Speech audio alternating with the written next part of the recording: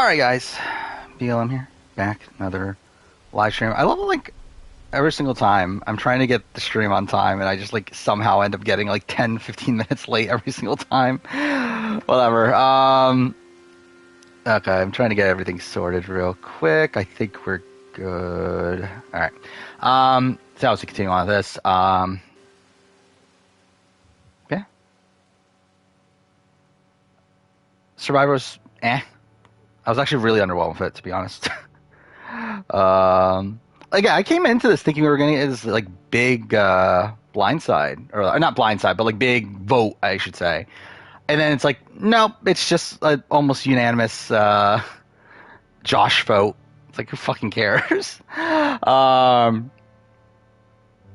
don't know. Yeah, this is kind of a mediocre episode. I think I'm starting to get more and more underwhelmed with this season, which is a shame, considering how hyped it was, but we'll see how it goes. I'm hoping like something fucking happens. Like that'd be great. Like last episode was like fine. Like last episode was like good from a character standpoint, but like obviously there was no vote out. Wait, what is this? Yes, right? But yeah, it's like this episode. Like I felt like was just boring. Like I didn't find any of this episode interesting. It was just like, okay, Josh is obviously going home. Like, I mean, nothing here is like changing any of that. I think I had Josh 3. I think I put him below Sarah on the player ranking. So below Matthew and below Sarah. Yeah, Ellie vote that was actually a genuinely good episode. I think that's probably the second best episode of that season. Is the Ellie vote of 43. Like, this is like probably the worst episode of the season? Like maybe the Helen vote, but at least that had like fun Carolyn stuff. Yeah, I think this is the worst episode of the season. So, yeah, I don't know, whatever. Thoughts on Kane? I don't know. I like Kane. He's fine. I think he's probably like I don't think he's winning, but he probably could make it further than I thought he would, though. Because again, like coming into this, like I thought he was going to be booed pre-merge for a while, and then again, I didn't think he was going to be the merge boot, but like not too long after that, I wouldn't be that big of a surprise. But I think like considering the fact that they're like acting as if like the Carson Kane relationship is now like a real thing, like I wouldn't be that surprised if he makes it like pretty far. But good episode for Matt. Yeah, pretty good. I don't think it elevates anything for me, though. I think he's the same. Like, I am at 4 last time. I still have him at 4 now. But, yeah. Good-ish episode. Like, for me, the top 3 are still the Tika 3. I think this episode actually solidified that even more. I think no chance anyone not from Tika is winning this season. The fact that we literally had them, like, get together and, like, call themselves the Three Stooges and, like, I feel like 100% a Tika member's winning. There's no chance in my mind that anyone from anyone else is. I think. Wait, do you think Carson? I'm actually higher on Carson. After this episode, I think I might be higher on Carson than Jam Jam. At this point. I think the thing that like bothers me about Jam Jam is the fact that I don't know what his story is. Where Carson, like the Kane ratting out Carson to Brandon, I don't feel like that's a major thing considering like Carson like plays it off to Brandon, and like it plays into his like underestimated nature. The fact that like Brandon seems to like believe the fact that it's just you made a dumb mistake and everything. Like I thought this was a really good episode for Carson. You just keep your cool, you hear me? Like I think the thing is like so.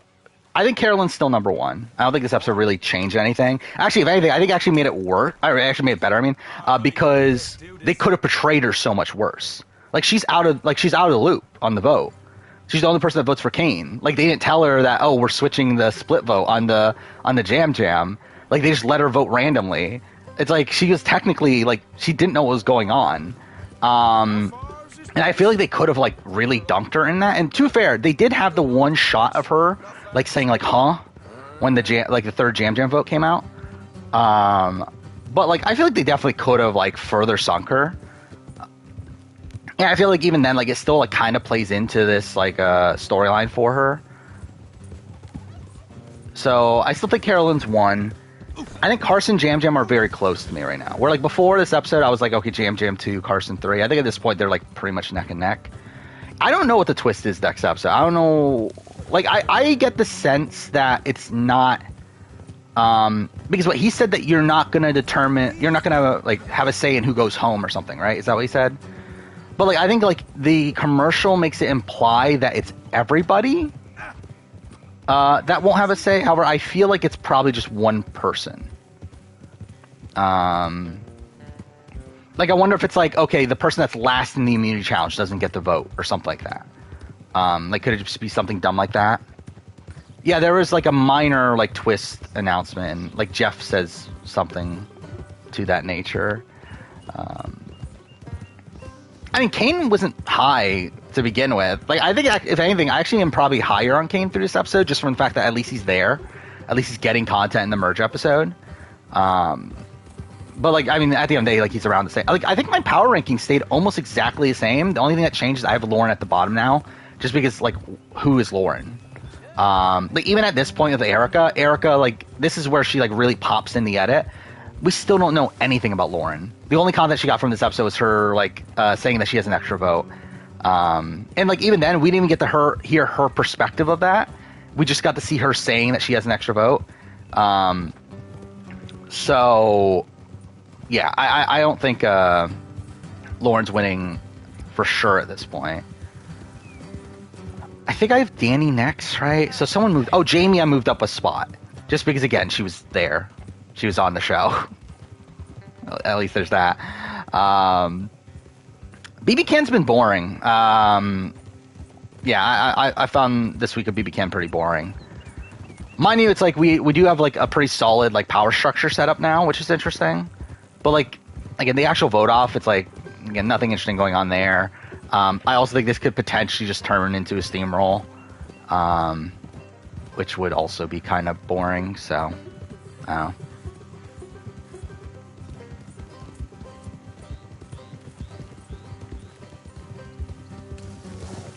know. Last week. I mean, I think no matter what, like I think either way, like I think this is a less interesting week than week 2 of BB Can. However, I think it's like I don't know, it's a week that I think like is more interesting because we're finding out more. However, like in reality, like the actual like events of the round itself are not that interesting.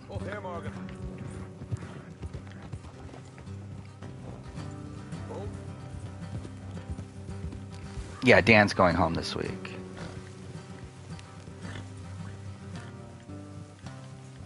British for twist. I said it earlier. I think it's probably just like the person that's like last in the immunity challenge doesn't get the vote or something to that nature. Here, I'll deal with them. Let's make sure we keep one of them alive to tell us where. By the way, I did listen to Jeff Probst's interview. Or Jeff Probst's podcast. What was the thing he started off on? It was like something like pissed me off right at the beginning of the podcast. He calls it emerge. He calls this emerge. It's like, what are we doing? So yeah, it's like, fuck you, Jeff. Yeah, this is a pretty boring podcast though. I think the only thing of interest that we got was someone asked him about the shot in the dark and why the shot in the dark is played before an idol. Which he explained it, which it's not like hard to it's just because like they think the idol should have more power. But again, I think it's nice to hear like production like justify their rulings. Again, it is a merge. Like it's so stupid to not call it a merge. Like the only thing about like that isn't a merge is the fact that we have like 18. And actually, I think this is more of not a merge than 41 and 42. Like 41 and 42 is essentially just a merge. It's just that you also add in a factor of like half the tribe being immune.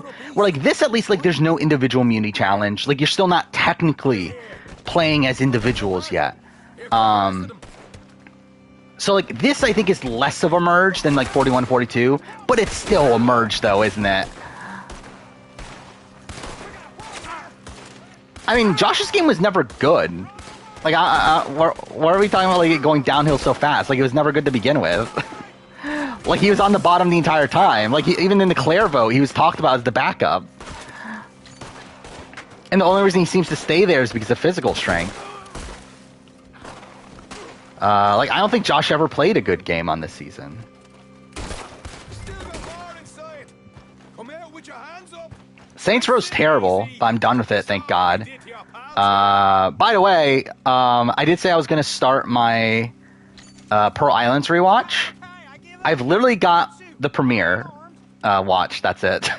So, and a reason for that is because I fucking wanted to finish Saints Row today, so I decided to just finish Saints Row so I don't have to play it again. And like, to be fair, if I knew it was as long as it was, I would not have even tried to finish it. I would have just given up on it like a couple hours in. But he's like, I was assuming I could finish it in like 7 to 8 hours. It turned out it took me like 13. But whatever, I guess.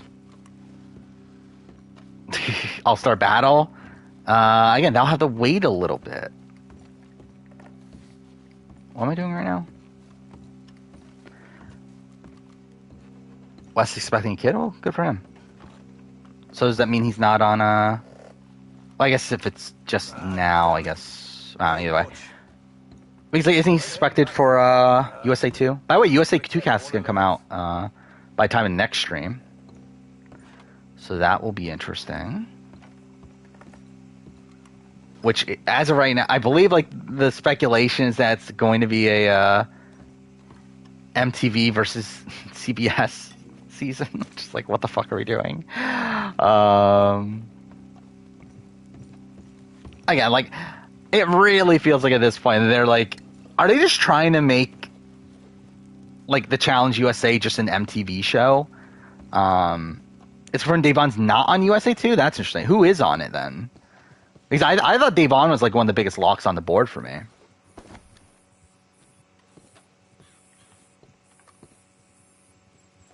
Oh, was not looking at the screen. I did not realize I picked it up.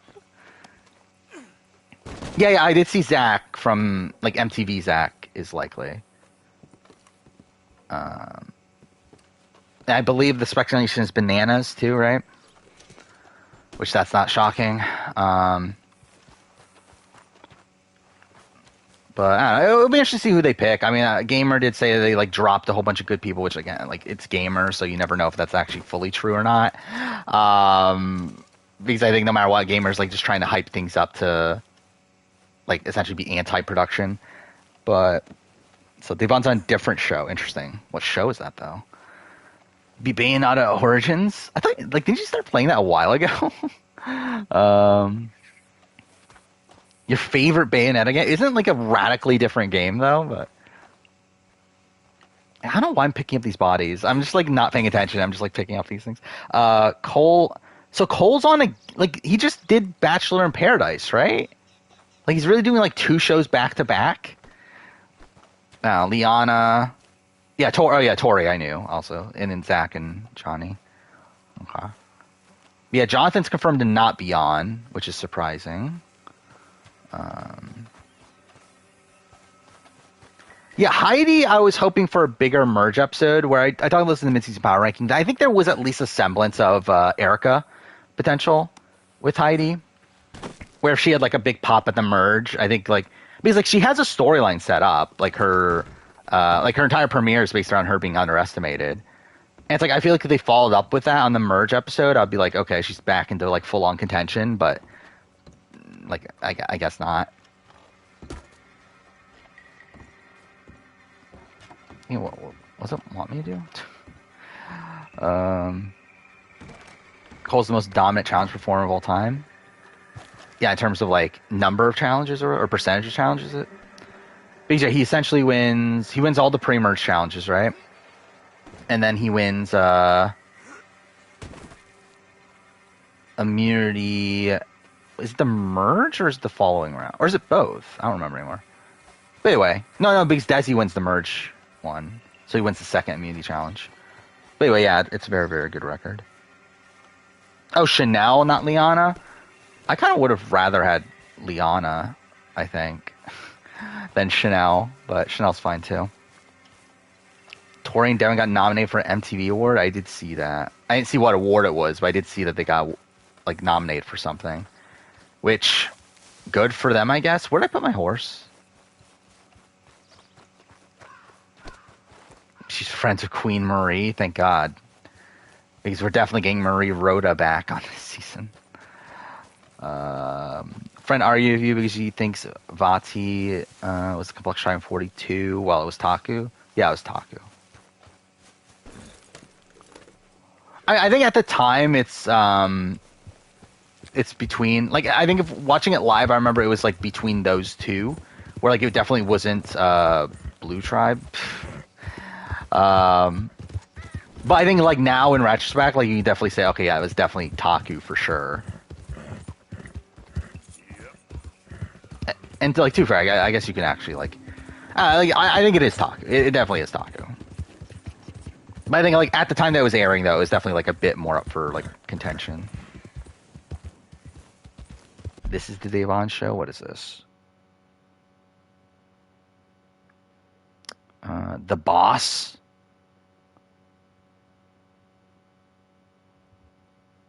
Is that Wendell?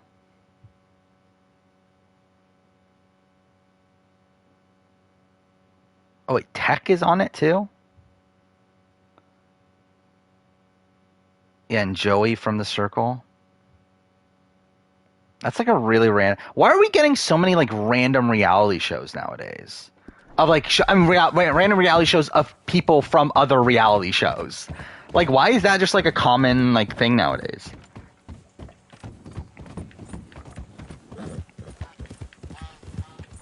Like, you stopped playing Bayonetta because of Ragnarok? Well, I don't even know what I'm going to say about Ragnarok in my 2022 video at this point. Because, like, again, like, I do like the game still, but, like, I feel like just my initial thoughts of it are all, like, negative. I mean, like, are they getting money, though? Like, because, like, from a network standpoint, like, are these shows even doing that well? I guess the Traders did well.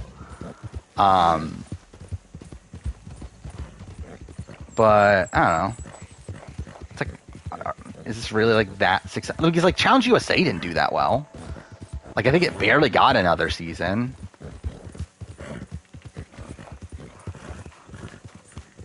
Are you playing Ragnarok for the first time now? Well, good luck. Again, obviously most people do like Ragnarok, so it's like. Obviously, I'm not in the majority. Oh, fuck off, game.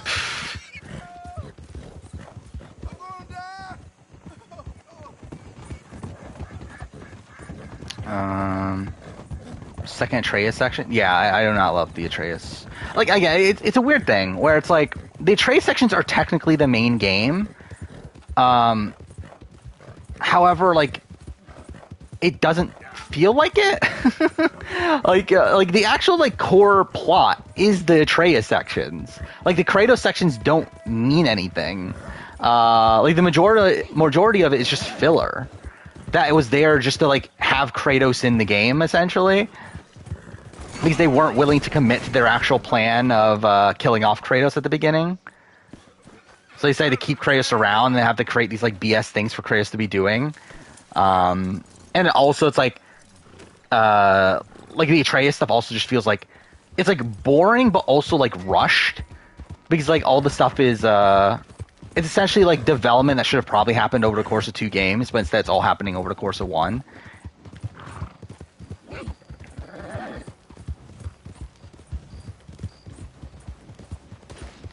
Yes, the greatest year in gaming this year.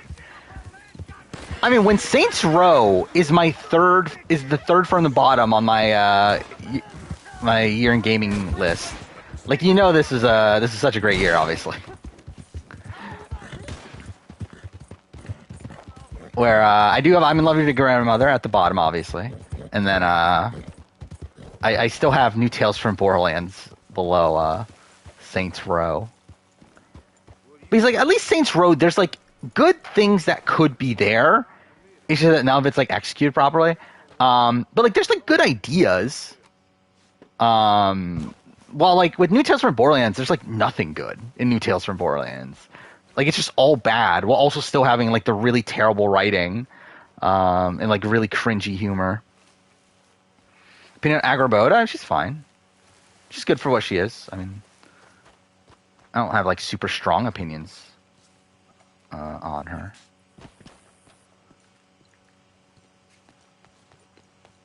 Stray and Pokemon Violet are the only games you love from 2022. I still love Horizon, and I still like Plague Tale, and like I mean, as much as I like to criticize Ragnarok, I do still like Ragnarok technically. And I liked Immortality. As Dusk Falls was good. What was the other game? There's another game up there. Sifu. Sifu was a lot of fun. So there definitely are games that I enjoyed, but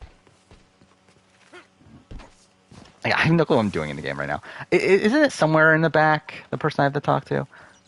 Oh, maybe not. But there's definitely games I enjoyed from this year, or from last year.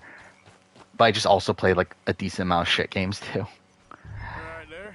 Yeah, I played Gotham Knights. I played I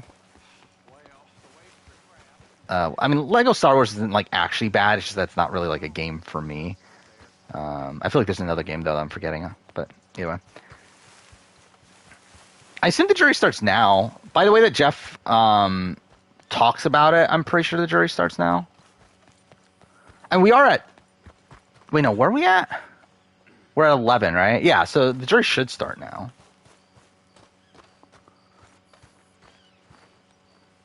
But like Jeff explicitly says in the podcast that this is the start of the jury phase.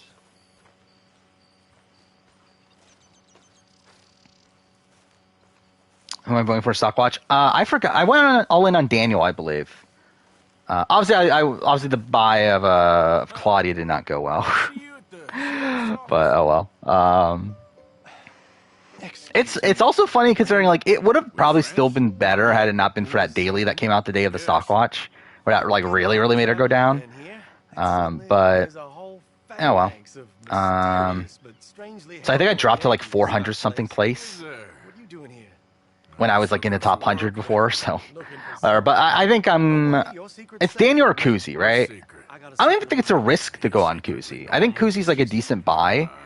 Actually, I haven't looked at the projections. Let's look at the projections because I think that's really going to determine what's the best buy. Because I think Kuzi is probably going to stay the same because she's at an 8, right? She's either going to stay the same or possibly even go up one unless there's like something really shocking that happens next week. Like if the status quo continues, like Kuzi's going to be very, very high. Kuzi's at an 8. She gets an 8 again, she gets 27%. She gets a 9, she gets 42%. Daniel is at a 6.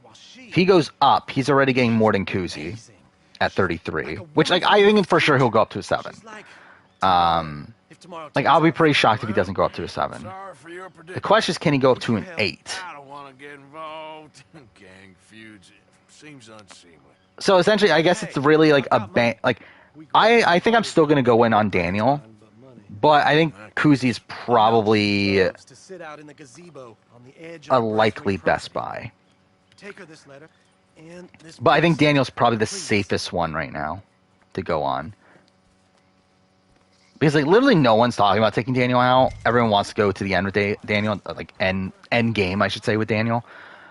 And also Daniel now has a leg up on Kuzi as well, where this last Digital Daily has Daniel talking about taking out Kuzi at the end. While Kuzi seems to still be loyal to Anika. And also Anika agrees with Daniel that they need to take out Kuzi at the end. While, Kuzi seems to still be loyal to them. So I do think Daniel is higher, would be higher for me right now. But good, was this move to save Ty good or bad? I would say good. I think for the group, like for the Shady Bunch, that's their name, right? Of Daniel, Kuzi, Anika, 100% good. Like I don't even think it's like a question that's good. Because at that point, it's gaining loyalty with Ty, while also keeping Ty in, as like it's gaining trust with Ty, to where if Ty does win, he won't come after you. He'll come after either Jonathan or Hope, or even now actually he's going to go after Santina, which is even better case scenario. I don't know why I'm running. Why did I decide to run? Oh, whatever. No, Kuzi's not the target for the near future. I don't believe. Like, I think probably like a couple rounds though. Where are we at right now? We're at 10? No, we're at 11, right? Yeah, we're at 11. So if I were to guess, I would say they would make the move at like 7 or 8. I think that's probably like I think they're gonna make the move at the time like that. Like you would make the move against like a Michael in BB24. So like kind of like mid to like when you're like about to get to the end game. I think that's probably the time to make the move. Now, realistically, I think for them, like, they might, like, they probably should wait, I think. I don't know. I think the tough thing is that I think Kuzi for sure wins if she gets to the end. Like, based on the way that everyone talks about her, I think there's almost no way that Kuzi doesn't win if she gets to the end. And also, it's like, I think it's very likely that people will catch on to this eventually to where, like, you can just let someone else make the move anyway, but if she's still there at like final 6, then you for sure kind of have to go after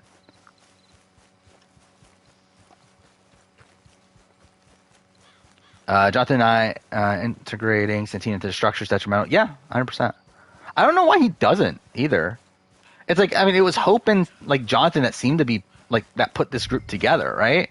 So it's like, why didn't they just like decide to put Santina in, especially considering the fact that she's the HOH? Which also bad on Santina for like doing absolutely nothing with this HOH also. But it is just kind of a weird choice. Yeah, Kuzi, I think like that's kind of the issue with Kuzi's game for me right now is that I feel like she's feeling a bit too comfortable in terms of endgame. But at the end of the day, it's also like it is endgame to where like we're still like early on to where things can like course correct. Okay, cool. But I would say that it's probably her like flaw right now.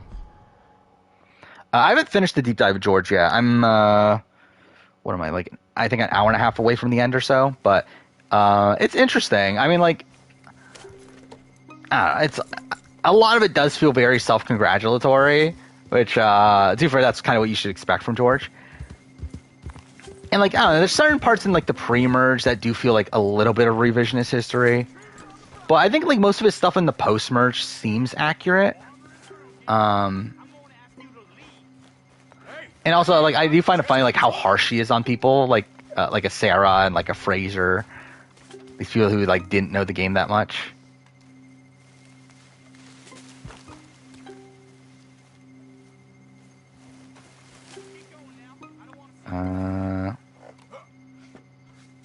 Thoughts on Josh's run? Oh, I love it. Like I forgot who Josh even fucking was at first. I don't know. It's there. I haven't looked at the confessional count yet. But like he's in the top half, right? I believe he was in the top half after last episode. So it's like it's funny that like he was like a nobody for like 3 episodes. Then all of a sudden he's like one of the top confessional getters. But I mean he kind of had like a fun-ish downfall. I think they could have portrayed it better. I think that's kind of my like criticism of the episode.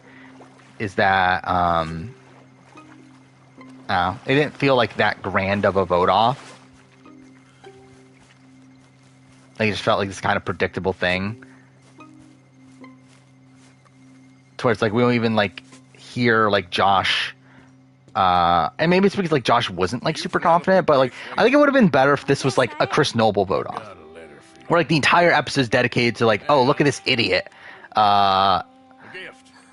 Or it's like I think that's what would have made this episode better, but like I just don't know. Like one, it's like I don't know if they would want to make the episode that way, and then also like in the modern day, and also I don't know if they had the footage necessarily for it. But yes, he's a little strange. But yeah, I mean it was no, just kind of it was boring. Stuck in the dark ages. Well, I don't know, cave people. See him randomly bring Josh back potentially. To be honest, I was thinking there's like no chance. But yeah, I mean, he does like he's pretty much like a major character for these last few episodes. Have you ever been to Ohio? So yeah, I don't think he's like a top pick for sure, but like, yeah, I mean, I think he could potentially be in the running. Sort of the black sheep on account of having left, but now they Actually, would he tolerate fit him my because Brains versus he's a Brawn vicious versus snob. Beauty cast? Families are But he's like, he would probably be a something brain, else. right? He's a doctor, he's physical, so he would actually kind of Not really. well, they fit the tolerate tribe him pretty as well. me, with my ideas above my I don't think there's a station, they spot can't for him stand. though. That sounds pretty. Because who is it? It was Jesse, Christian, I don't know quite what to say. Well, nothing to say. and I hope they Xander. all rot. Yeah, I I don't know. don't. Well, maybe a bit. Josh apparently has more confessionals outside of. Oh, yeah, most confessionals outside Carolyn Jam Jam. Yeah, Give this to him? I could definitely see that. I believe Carolyn and Jam Jam are number one by a lot after the last episode at least. Like Jam Jam had like 31, Carolyn had 30. Xander's an app developer though. That's the reason I put him on. That's literally the only reason I put him on is because he's an app developer. Because like originally I was planning on putting him on Beauty. Actually, too far, he wouldn't even probably been on the cast if he wasn't on Brains at that point, considering like following diversity mandate and everything. But I decided, he's a physical enough presence to put on the Brain Tribe. Lauren had more than Heidi. Yeah, Heidi's at the bottom, isn't she?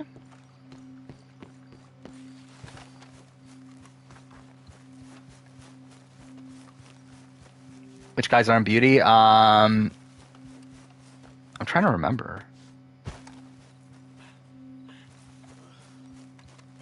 Jay, I know was the spot that like Jay would have been like Xander's spot, but again, like diversity mandate, and also it's like I would probably just rather have Jay back anyway. Matthew from this season, I put him on. He's like a barbershop owner, which is like close enough. And then Bryce, right? I think that was my Brains versus Brawn person. I think we got a spot. You can't be here, plantation. And like originally it was going to be Ty, but then I decided to make it second chance, so I took Ty off. You aren't working for the Braithwaites. You can't win. No, I guess I can't do that. Cool. To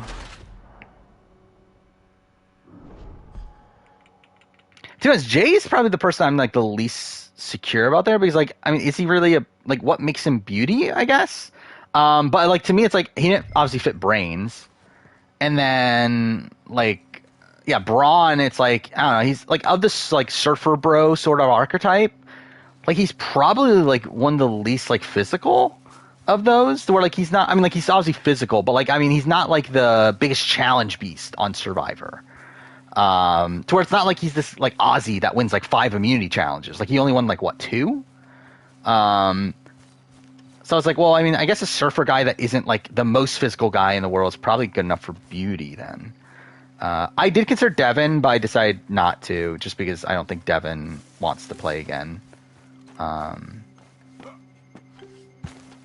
then also it's like, I don't know. I kind of like Devin's not the most like riveting TV in the world. That's on Brandon. He's there.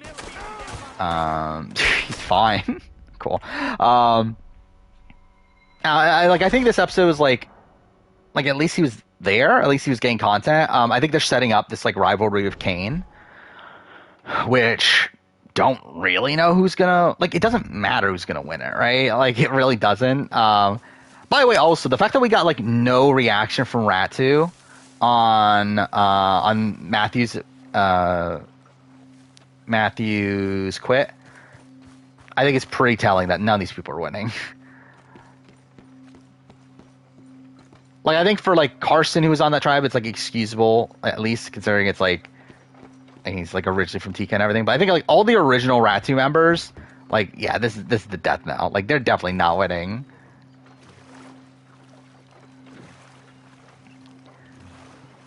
Yeah, I put Josh 3 of the boots so far.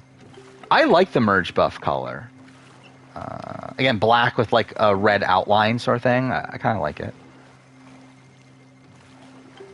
I mean, just in general, I don't like black merge buffs. I just think it's kind of bland. But again, like recently they've been like adding in like streaks of different colors within it, and I think that's kind of made it better.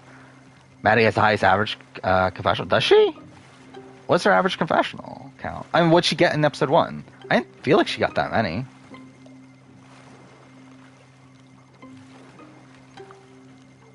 Oh, she got 6. Okay. She got way more than I thought. Okay, yeah, so yeah, she would definitely have the average highest.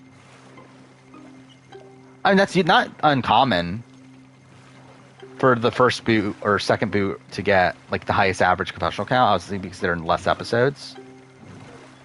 Like, to be honest, I think it probably happens in like half the seasons that's the case.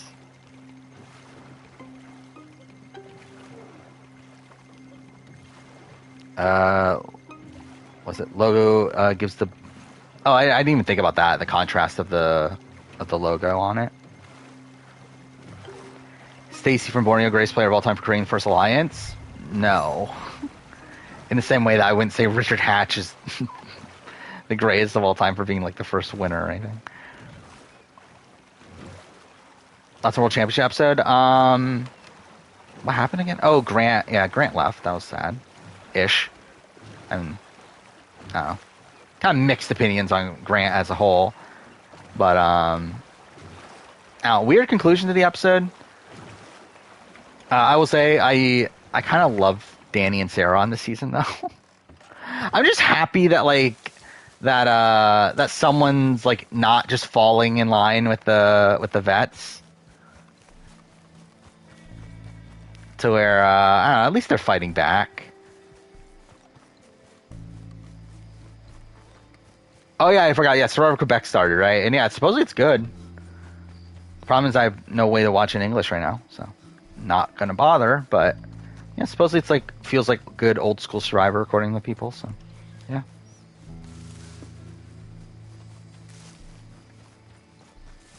Oh yeah, is Earl the best because he created the concept of alliances without ever watching reality TV? Yeah, is Cowboy the most strategic player ever because he created the split vote?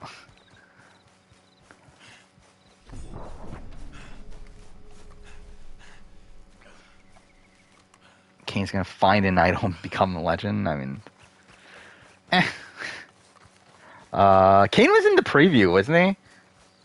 I mean, dang it, like I think I said this last time when like he was in the preview for like no reason. I was like, oh, I think Kane's going home next, and then he just like doesn't go home. So I don't know. You never know, but that did make me think like I don't know. Is it Kane next? That wouldn't like be that shocking. Rumor read the next episode will have a twist to happen on Brains vs. Brawn, where only one person was able to vote. That sounds terrible. I hope it's the opposite. Yeah, like my theory is essentially the opposite, where one person doesn't vote. Like that would be better to me. But obviously that's not what they want, is it? I don't know. I don't know what the fuck they think anymore. The thing is, though, that's funny is that, like, again, Jeff doesn't watch Australian Survivor. So, like, he doesn't know this is even a thing. Like, obviously, like, people on the crew do. So, like, they can pitch these ideas and then, like... But, like, who the fuck is pitching this idea, though? Like, is there someone that actually watched Brains vs. Brawn and was like, oh, this is great TV? To watch one person vote out someone amongst, like, 11 people or whatever. I know Doc from the Tester created Alliance because his friend watched Survivor and told him that he needed Alliance for a tester.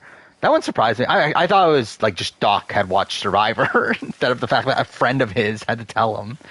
But again, like alliances should just be common knowledge for reality TV at this point. Any person who wins immunity doesn't vote. I feel like it's the opposite. I feel like they would do the opposite. I think it would essentially be like do or die, but essentially you don't die. Instead, you just don't vote. Like that's kind of what I was thinking. Wait, is next episode the rice negotiation? Because Jeff did confirm that that's coming back this season for whatever fucking reason. I forgot what round is that? Is that 10 or 11?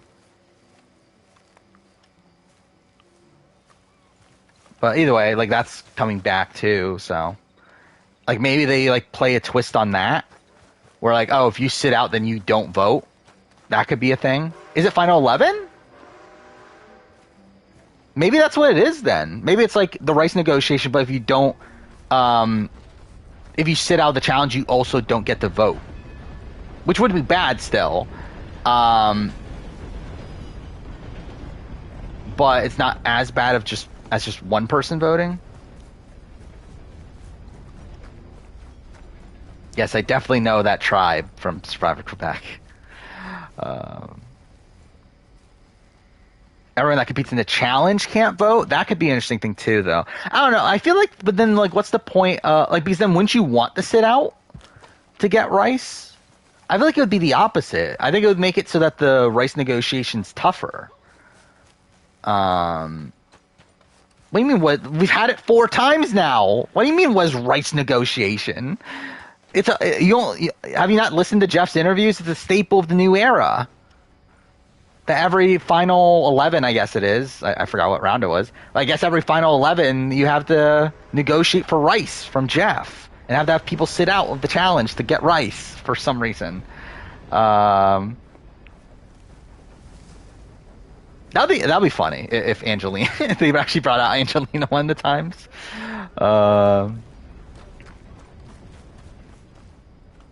I have not seen that. Thoughts on Zach challenging Hams on Twitter to an interview? Then I didn't know that was a thing, but that's kind of funny. Of course. And here is my dear friend Arthur. I like Wes and Zara. They're fine. I like Zara. I should say I like Zara's dynamic with Wes. I thought that was kind of interesting. I'm so sorry, Sheriff. How are you doing, sir? I'm fine. Actually, what did I do with my cast? Did I not put Zara on? I think I didn't put Zara on, didn't I? I put Luis on instead of Zara on my challenge casting video. I don't know, like Zara like has this fun like rookie like this like obviously like Wes trying to coach a rookie sort of dynamic. I thought was fun. But she's not like the most riveting TV in her own right. That's some strong stuff. Still, don't seem to be doing you any harm, I guess. Exactly. Excuse me a moment. I don't even know what your question was. You're on vacation? Well, good for you, Bryce. I told you we was moving up in this world. Deputies.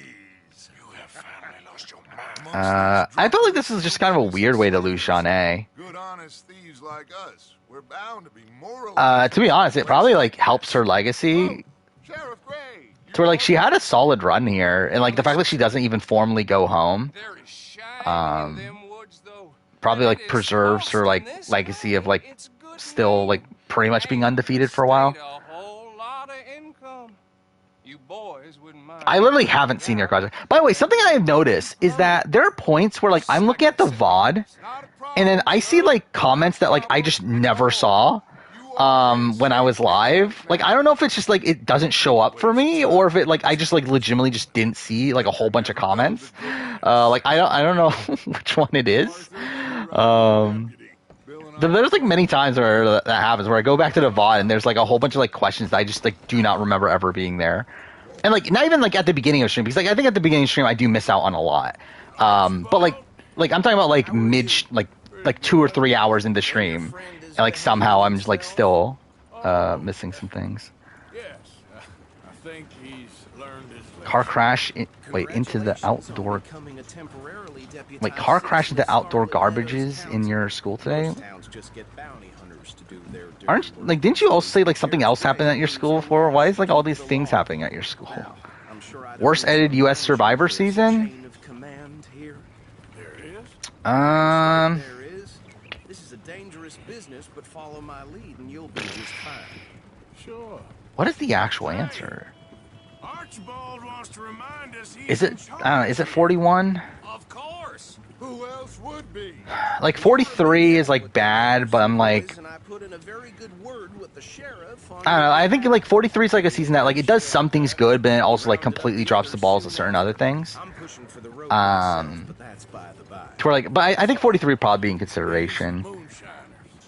Not just any moonshiners. But like 41's obviously bad just due to like how like the advantages like take a lot of the focus. Cotton family. Truth, I don't think this season's like editing's been great, right? Like I feel like a lot of it has just been Dealing in moonshine. all in on Carolyn and Jam Jam. Hidden all over Lemoyne. To where like everyone else feels like kind of circumstantial. I guess like Carson's like also pretty prominent throughout, but still it's like it does. I don't know. Like I feel like to me it's like it's Tika's story like this season. Like it just like makes me feel like there's no other like scenario for the season at this point than a Tika win. But I heard something about. I feel like the fact that that's like so obviously the case from the halfway point, and it actually fair that was like the case from like episode 4, right? It was like something like that. I was like fully all in on that. It's like I don't know. I feel like that's pretty bad on them. Tough being rich, huh? But I think like you also have like seasons like Game Changers is really bad. Mr. W. Edge of Extinction's bad, but like it has to be, I think, because like I don't know how they tell that story of Chris literally coming back at the last second and winning. Like I don't know how they edit the rest of the season outside of just setting up Rick as this big boss in the end game. So it's like I think they kind of had to edit it that way, but it is bad. Ghost Island, yeah, Ghost Island's bad too. Ghost Island's such a weird one too, right? Where like a lot of the pre-mergers get more content than the post-mergers. Dear me, that don't look good. I think Cambodia is like bad, but like it's not as bad as like Edge of Extinction and Ghost Island and like the ones that came like not too long afterwards. No, Nuku isn't the complex tribe for Game Changers. Like Game Changers is one that like it completely doesn't work. It's To happen recently. like we really like got to know almost nothing about the original Nuku tribe. Well, Monarch obviously all the screen time. Come have a look at this. Who do you think next boot in Survivor Michigan is? I don't even remember who's left. Who's even left right now? Look, suit and tie. We got what? Cooper, Leia, Sam. Well, my money says Um, this is the handiwork of a gang called the Lemoyne. Bree. Yeah, I've run into them. Who are the Andrew Identification. and Bailey, right? Okay, we should get going. Boot this week. Like Bree wouldn't be that surprising, but also I feel like Bree is like just seems poised to make the end at this point, right? Like Cooper's obviously safe. He has an idol.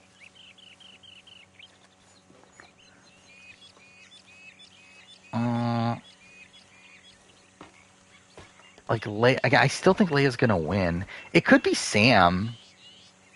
I would not be that surprised if it's Sam. But it could also be Bailey, I guess. The life of a law. Thoughts on RDR2 rising or falling? I think it's about the same. I'm just glad we got Archibald. I don't think that much has really changed. By the way, I did record my AC4 retrospective, I want to have a look at which is also part of the reason why I didn't get a start to, or barely got a start to rewatching Pearl Islands. Is because I decided to dedicate Monday night, and then also my free time yesterday to prepping my AC4 video, which I recorded today, which was a fucking disaster. Again, recording it like without a script, like I had very detailed notes in front of me, which I think is essentially what I'm going to do for Survivor 44, and probably for BB Can. Of like, I'm gonna still run through my notes and then pick out like what exactly I want to talk about and order them, but I'm not gonna like fully write out a script, just because I don't think there's a point in that anymore. Just because like, what's the point of like writing out things that are just like what I would naturally say anyway? He had a few stories that Like it just wastes more time that I just don't really have anymore. Though I will say this batch of videos has been going by pretty quick, to where he had one tiny hand. yeah, I'm pretty happy with like how fast I've been getting through some of these videos. But still, it's like Tells you what kind of people the the AC4 video, like I put all this prep into it and it still took like 3 hours to record essentially. So I'm worried about how long that video is going to be.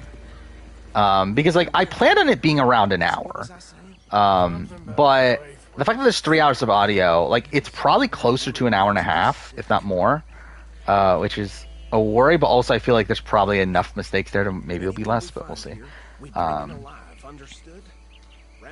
Is Josh worse than Sydney, Lydia, and Ellie? I think he's worse than Sydney for sure. I think he's worse than Sydney and Ellie. I would say with Lydia, I'm not sure. With Lydia, because like she gets essentially saved for things completely out of her control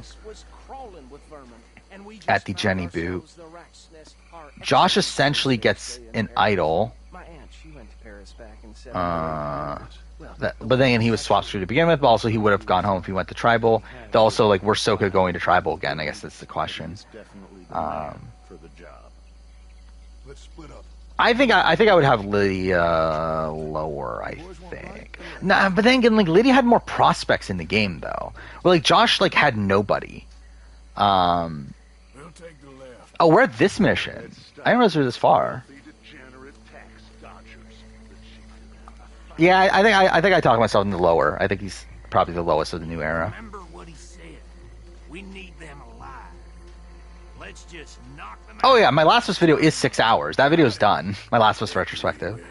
But again, that was always intended to be long. Mind you, I didn't think 6 hours long. I was thinking more like 4 or 5. But yeah, like that was always intended to be long. My AC4 video, I intended to be like 50 minutes to an hour, like kind of a like it would be longer than my AC3 one, but like not by that much. But like at the point that it's at now, it's like it's looking like it's almost double that length. But no. Oh yeah, Rise and Falls was fun. Like I think like this is like what's happening right now is probably like the best that could happen on the season. Okay, cool. Was not even paying attention. But yeah, like Rise and Fall is like not like the greatest show in the world though. I think you can wait on Rise and Fall to where it's not like something that you need to watch right away. It's not something that like is going to be like it's not like a timely show to where like everyone's talking about Rise and Fall, so you want to like keep up the discussion about it. It's like again like not many people are watching it. Oh, did you not watch Rise and Fall? But yeah, this was a pretty insane episode. I think it's wait, how far? Wait, when is the last time you watched Rise and Fall? Like, what, how much have you missed?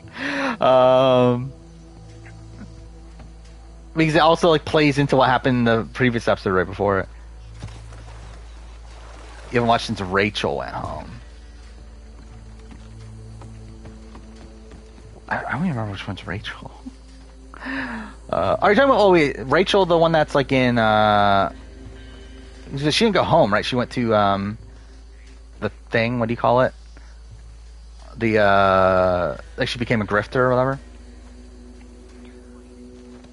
But essentially, at this point, well, I mean, should I spoil it?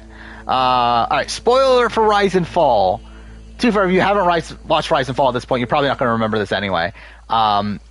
But essentially, all the original rulers are gone, and now it's all grifters at the top. Yet we're in this position where the last round they allowed 2 grifters to become leaders, and we got like a deadlock vote to where the deciding vote at that point is the new rulers. However, the new rulers couldn't agree, so they decided to just auto-eliminate the 2 people that were tied, which was really stupid in itself. But then immediately following that, now we're at a spot where like it's a 2v2 in the leadership thing, in the like for the rulers, to where now we have a decision of like who the next ruler is going to be, to which they're split 2v2 because they know that essentially whoever wins this battle is going to essentially win the season, or at least win like the next few rounds.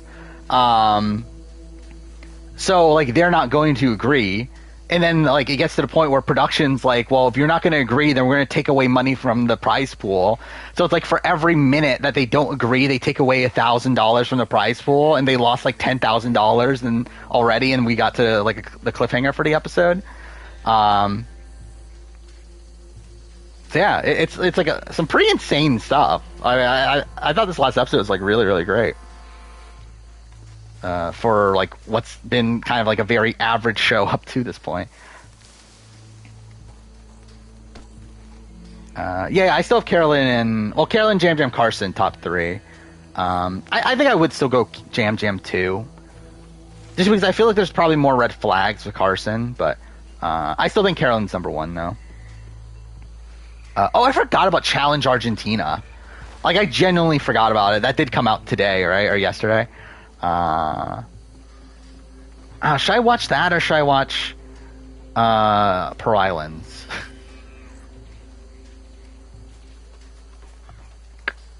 How long is Argentina again? It's kind of long, isn't it? Let's see.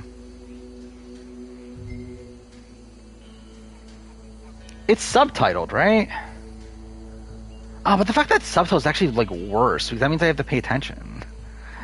To be fair, I guess technically I would be paying attention either way, but it kind of makes it worse for Argentina in the sense that, like, at least Pearl Islands, I'm doing it for a video, where like I'm actually like taking extensive notes. Like Argentina, I'm not even like I'm probably gonna take notes, but like not that intensive of them.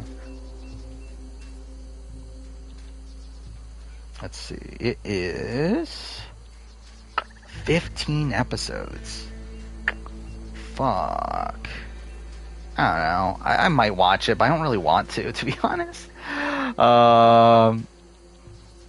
Like, I kind of rather watch Pearl Islands, but I don't know.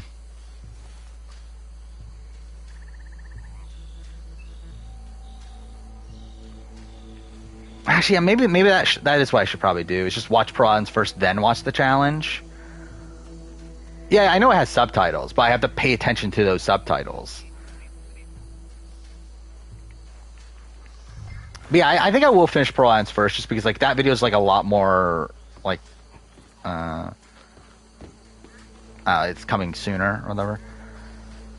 Actually, yeah, I recorded my Black Flag video, even though like that video is not coming out until like a month and a half after my Pearl Islands video.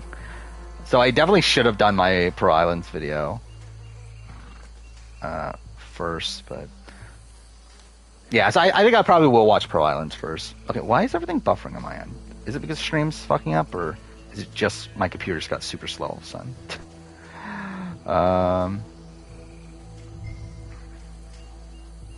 Anyway, are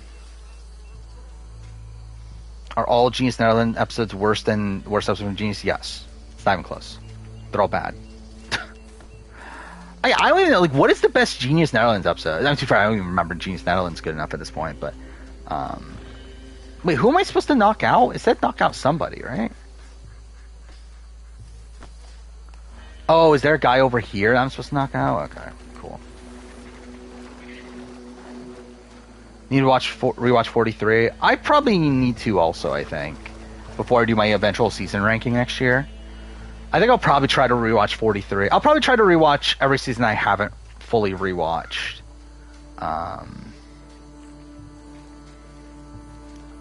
So that would be like IOI, I guess I'll do a full rewatch of, and then I'll probably do... I might as well just do IOI on, or maybe I'll do Edge of Extinction as well, because I do feel like I should probably rewatch Edge of Extinction.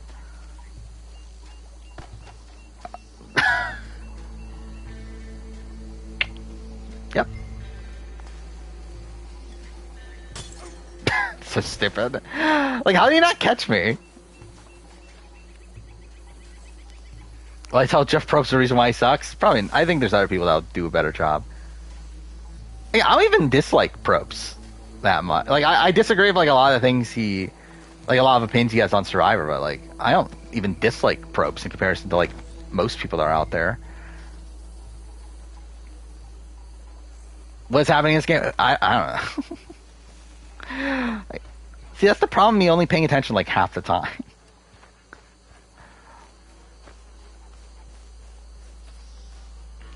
were they even that desperate? I feel like the editors didn't even try like well enough to make this vote interesting. I do feel like they should have. Like I said this earlier. I think they should have gone the Chris Noble route of just like not even trying at all to try to make it seem like anything else could happen and just go straight up like Dodo edit. But I do wonder if like we're kind of past that in Survivor history to where like I don't know if they would want to just completely buffoon someone on their way out. Where again, like I feel like we've gotten to the point now where like they're like very they're very protective of the players. I guess is probably the way to phrase it. Where they like care about their experiences and everything, and like again, like while we do get like some Dodo moments for sure, it's like I don't know if they would like be willing to just do an entire episode to bash on a single person.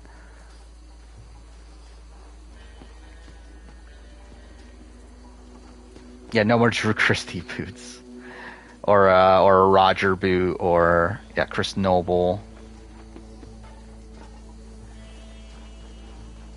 Oh wait, I'm an idiot. I had to fucking plant the dynamite. Okay.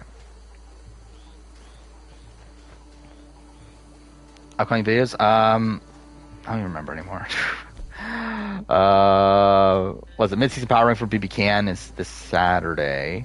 Hopefully, we'll see. To be honest, I mean, it's going to be a very short turnaround to where I don't know, it's a little bit worrying.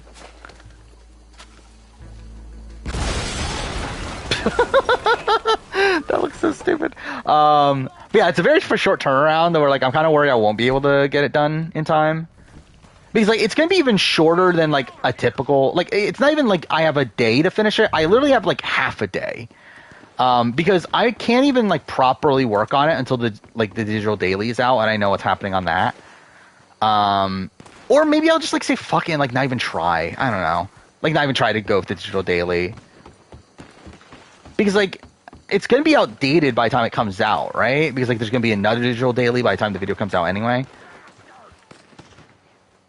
But either way, it's gonna be a pretty short turnaround. Like I definitely can do it. Like I 100% still intend on it coming out. Though man, at least there's like a sliver of doubt. No, I don't worry about running out of video ideas at all. Okay, cool. How did I die there? I was pushing on circle. But no, I have like a massive spreadsheet of ridiculous number of video ideas. How has the mission been? Yeah, this has been going on a while. What time? Like, where are we at? Oh, we're only an hour in the stream. Okay, I was thinking we were like closing in on 2 hours or something. So, I don't know, this probably hasn't gone on for that long. Okay, that's super loud.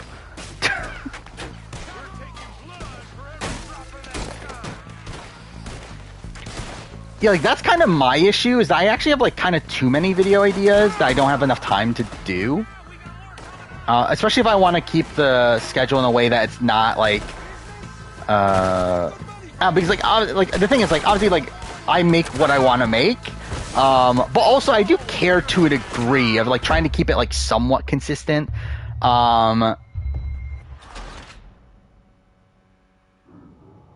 At least like on a monthly basis, I guess is probably like more so, or like I guess like weekly. Like I don't know. I like to have like one like video that'll perform decently, and then another video that I don't really care about in terms of how it performs. That's kind of the way I approach it. That's why I do 2 videos a week is to allow me to still do those style of videos. But yeah, like kind of the issues that I have like too many videos I want to do, and they just like don't fit on the schedule. Or I don't have enough time to actually like do all of them.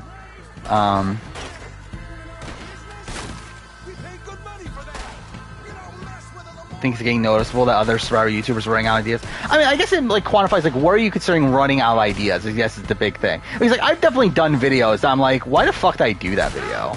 And like I don't like find the topic like that interesting now. But like I don't think I ever like make a video where I'm like, well, this is just like why am I making the video at the time that I'm making the video?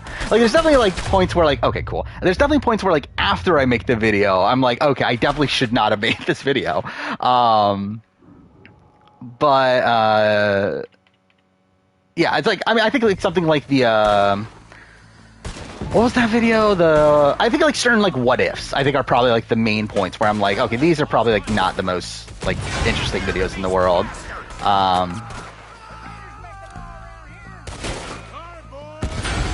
And there's like certain other videos that I've like kind of been like a bit disinterested in doing recently. Actually, to be fair, I've been doing more, like, I'm prepping a lot more casting videos now, but, like, for a while, I was kind of just, like, very anti-doing more casting videos. I'm kind of finding it, like, at least a bit more fun now. Especially because, like, now, like, if I'm trying to fit into the rules of how Survivor US would even do it, of, like, diversity mandate and, like, all that stuff, it's, like, I don't know, it makes it, like, tougher, but, like, also, like, a little bit more interesting to do. Bottom player in a Champions Contenders 2 player ranking. I think it's. I don't think I could even tell you. Like, I don't remember Champions Contenders 2 well enough to even bother to think of who would actually be on the bottom of that. Like, who was even the first boot from that season? Anastasia, right? Anastasia. Then what you got? Laura? Was that her name? The second boot? I'm literally doing the exact same thing again. I'm just being an idiot.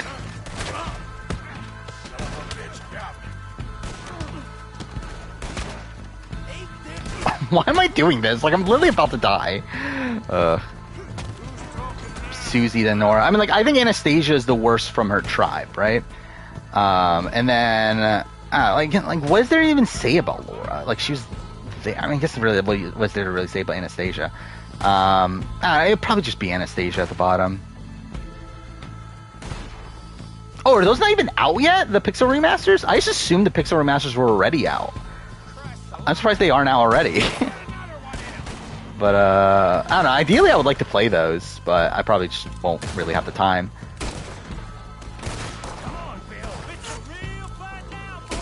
Fuck. I still haven't played the OG7. Which I really want to. I want to do a video on OG7, but I just, again, don't have the time. You're not watching BB Can? Well, I mean, it's kind of a mixed bag anyway. What is the, like, I saw that there's like reports that PlayStation's making like a mobile console, but like, what is it exactly? And more than likely, no, I'm not gonna buy it because, like, again, I don't go places. Like, I'm never gonna use like, I haven't, like, even on my phone, I haven't played like a game on my phone in like literal years. So it's like, I'm never playing anything on the go.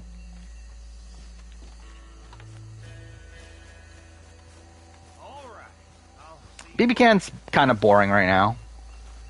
Again, there's a lot of interesting setup, but it's like the actual events of the week are kind of just mostly mundane at this point. Like, there's no real intrigue on who's going home. But again, like, I think this cast is like definitely a lot better than I thought coming into it. Where, like, coming into it, like, I really thought this was like a cast filled with duds, outside of like Kuzi and Daniel. But I don't know. I think the cast is like pretty much delivering at this point. Just I do think the gameplay this week's like kind of just eh. I want to play RER4 remake, but yeah, I don't have the time for it right now. But I'll probably wait for it to drop in price. That's typically what I do for like those sort of games, like games I don't end up buying right away. I typically then just like wait for like the first price drop, or like first price drop at a time where I'm like able to play it. And that'll be when I buy it. But I'm definitely interested in playing RE4 remake. Like, I really love the original when I was younger. And I haven't played the original in like 13 years, something like that. Like, I think 2010 or so. Like, it's been a very long time.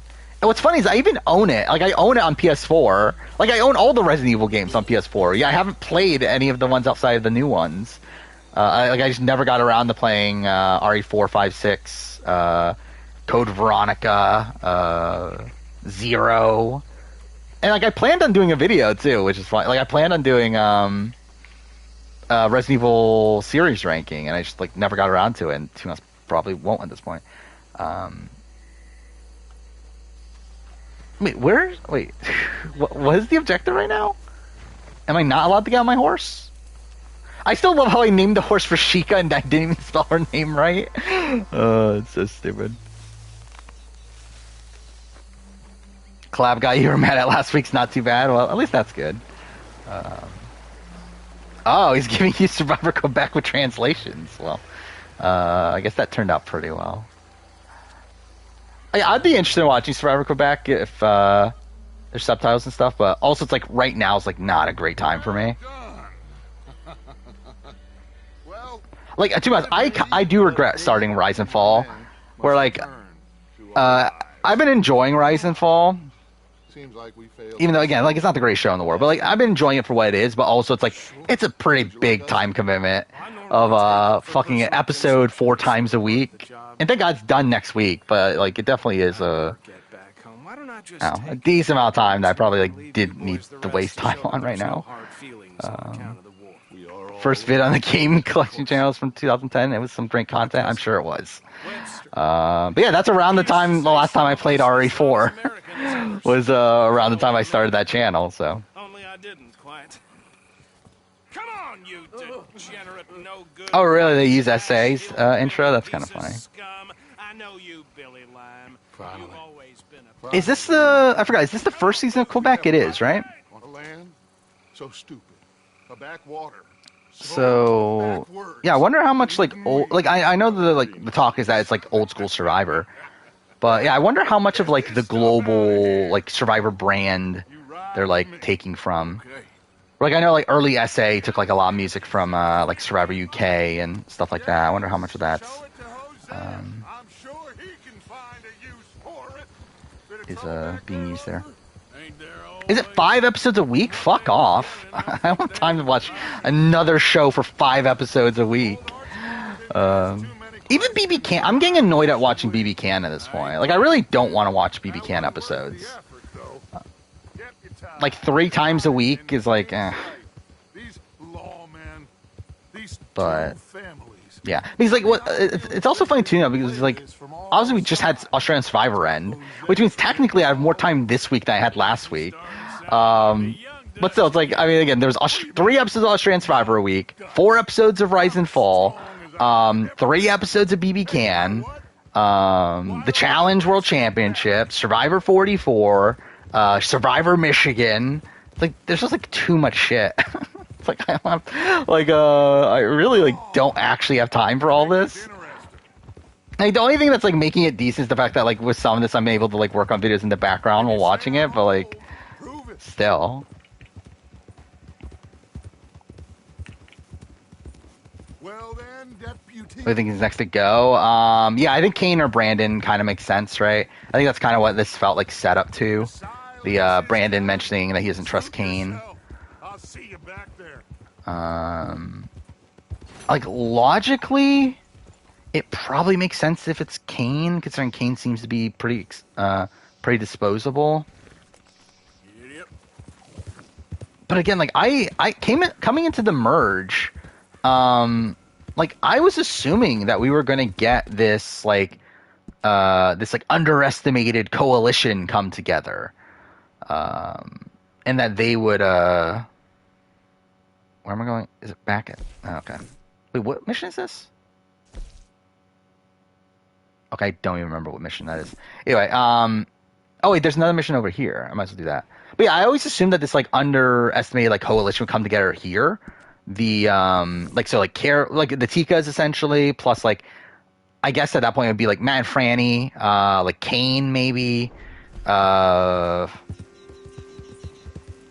Heidi fits in thematically, but I don't know if Heidi like necessarily fits in like group wise where she does seem to be close to Danny. But like I thought like the Danny, Brandons, like those sort of people would be like flipped on here, but it doesn't seem to actually be the case.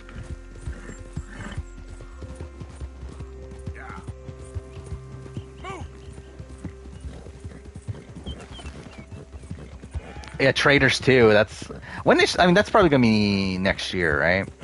Season 2 of the Traders, for US at least. Like season 2 UK and AU are probably this year. Hey there, you got a moment? Hey, we got a proposition for you. Yeah, I don't have a great sense of where Heidi's going.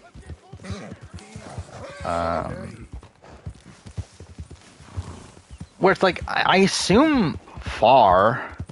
Like, she doesn't feel like someone that's booted soon.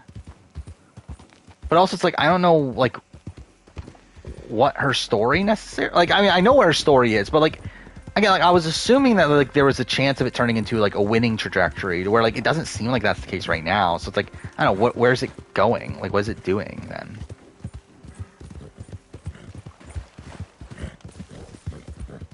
Matt would be an interesting finalist. I think the issue with that is I feel like the final... Like, the thing is, like, he's kind of gotten, like, he's kind of weird at it, right? Where it's like partially really good, but then partially dodo.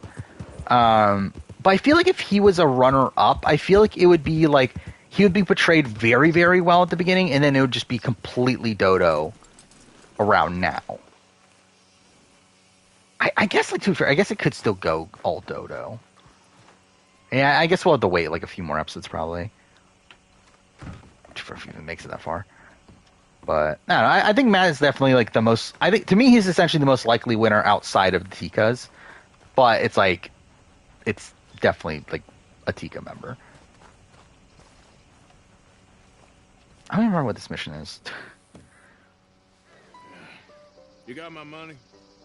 Are we gonna get another medevac or quit? Did she give anything? I don't know. I mean, like, Yes. coming into it, like, again, then we got talk about like the most medical visits ever or whatever, and like it doesn't feel like we've had that many. I can't be bothered. Like we've had what, 2 for Bruce, and then Thank you, Arthur. You're... only 1 for Matthew, right? My God. So like, what's the medevac record? I mean, to be fair, actually, even like Matthew's not technically medevac, but still, it's like, I don't know, like if we're like clinging on to that, like that would make me assume that there's 1 more. They don't even like men. But Bring back the oh, monarch. Brandon had, I forgot about that too. Progress is a dirty word in these parts. Unlike incest. Well, like, obviously, I hope wanna not. marry my cousin Matilda. I want to marry Penelope. Did Matthew get 2? But they're gonna... Oh yeah, because he got 1 immediately after it happened, right? They've done it before, Mr. Okay, I guess that is like a decent amount I'll pay. My family, we still got some money. of medical visits, because it wasn't like medical, or it wasn't like record medevacs. It was record medical visits. Come on. I'm gonna get going. So I guess that's like, yeah, that's like pretty close to the record, I would assume.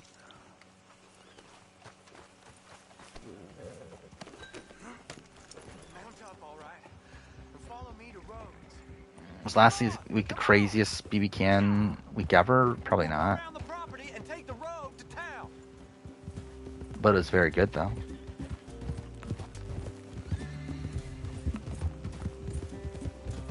Tina Compies, I mean, she like guessed a number. I mean, is that what we're calling a Compies? And it didn't even guess right. By the way, what the fuck was everyone doing in that HOH comp for BB Can? Like, is everyone on this cast a fucking idiot? Like, what was everyone doing? It's like, well, okay, well, first off, it's like, why isn't everyone just going $50,000? Like, are people like the people that didn't go $50,000? Are they genuinely thinking that other people aren't going to go $50,000? Like, why even bet any money if you're not going to go $50,000? But even beyond that, it's like when you're like making the guess, why are you picking 49,999? Like, it's not going to be 4,900 or 49,999. If it's not, like, at that point, like, you might as well just put 50,000. You might as well just assume that everyone's going to pick 50,000. Like, if someone picks less than 50,000, the average isn't going to be 49,999.99 cents. It's like all of it is just so stupid. Like, it felt like no one knew what the fuck they were doing. Penelope, I beg you. I'll tell you what. Your friend here can drive the wagon for But it was funny. Like, it was a funny sequence, though. It did go on a bit long, but I did feel like it was, like, kind of decent-ish TV. Jonathan not being able to read whodunit, too, was really funny. Olive Calhoun. Yeah, Dan is going home. But today I feel like a man joining us sends the right message. Don't think any Survivor version will ever film and go wrong. Probably not. Yeah, like, yeah, production did not like Cambodia. And the folks attacking us like the wolves, And obviously, yeah, Korong. Shall we go? The season obviously All right, ladies. was not great. Obviously, they did immediately film Cambodia there, but they kind of had to. And also, even then, they like took like extra precautions.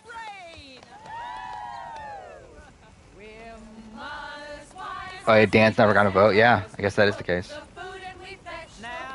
Too bad it doesn't like who really cares. It's like, I mean, technically he was gonna vote last time. It's just he never got the opportunity because of Zach quitting.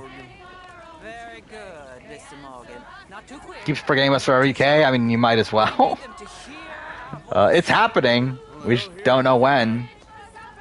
I mean, it's supposed to be this year, but like, again, the fact that it hasn't filmed yet or anything is weird. By the way, isn't 45 filming soon? Like, that's now, right? Like, soon? Like, I don't know, like a week or so, right? So I wonder if we're going to get news on that. Probably not until a bit later, right? You can keep your shotgun to yourself. Stay on Main Street. It's a left up here. Yeah, we know it's... actually, no, I'm getting that mixed up with AU. But either way, I would assume it's a newbie cast.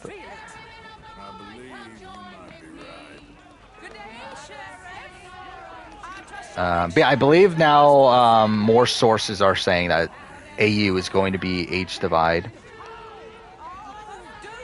which makes sense. Well, it makes sense like thematic. Like, it makes sense like to a degree. It doesn't make sense necessarily for Australian Survivor, but like it makes sense that they would take that approach, I guess. But it's like also again, they can't do Millennials versus Gen X though, right? Like we talked about this last stream. It's like it doesn't even make sense to do Millennials versus Gen X nowadays. Like, Gen X is too old to do Millennials versus Gen X.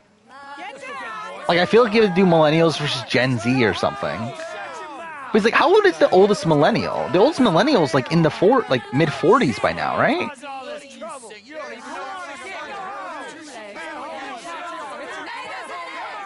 Yeah, like, oldest Millennial is 42. Gentlemen, this is a great day for all. So it's like, I don't know. For today is the day we begin to live as equals. Think production will change the challenges next season? No. Opposite, actually. Jeff Probst seems to love it, which I think is terrible, but he seems to love it. He talked about that in his podcast, that he was like, he was so happy that people can practice challenges now. And he talks about how, like, oh, it shows the dedication of our players. But yeah, he likes it, so no, they're going to keep the same challenges. Which, again, is bad, but whatever. To be fair, I don't really care that much. Like, who cares? It's challenges anyway. Like, if it was, like, an actual, like, I think it's better to keep the same challenges than it is to keep the, like, same, like, overall game format. Haven't you got anything better to do? Oh, you always will. Does Australia even use the same term for generations? I don't even know. I assume so, right? Like, I assume that's just, like, a universal term, but like I don't know for sure. Thoughts of Trump being arrested? I don't care. I've not paid attention at all. Good on him or bad on him, I guess technically. But yeah. Ranking of all new era players, I'm probably not going to bother. I'm doing a top 10 though after this season.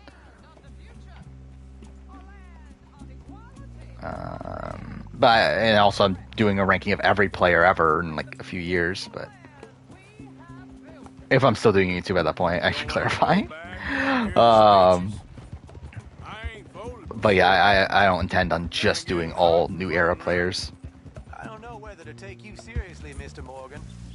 My cousins are my primary concern right now. If everyone knows about Penelope and me...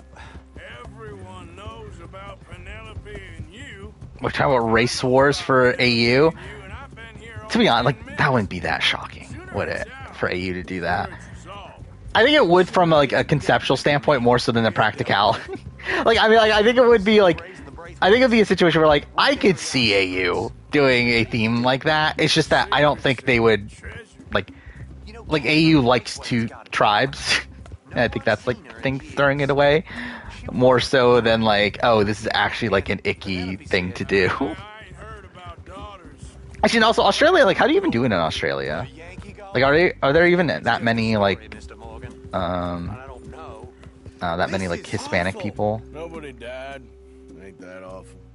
In Australia, I assume not, right? My brothers are vindictive bastards. My cousins. Yeah. Oh, yeah. That would also mean they have to pick people of color too. So I mean, that's not happening. I will as soon as I have enough money. When my family, But like Australia has like what a decent amount of Asian people, right? Your family They're right very next rich? to Asia. Yes. Obviously, I there's a lot of believe white so. people. But I guess you can go like indigenous people, right? artistic temperament. To be fair, they could probably put it together if they really wanted to, but they don't. And also, it's like you shouldn't either, though. But like they technically probably could. Just like obviously they gotta switch out Hispanic for I gotta go. for like Aboriginal. Oh, damn! I'm gonna be late. My uncle is quite as bad as you would imagine.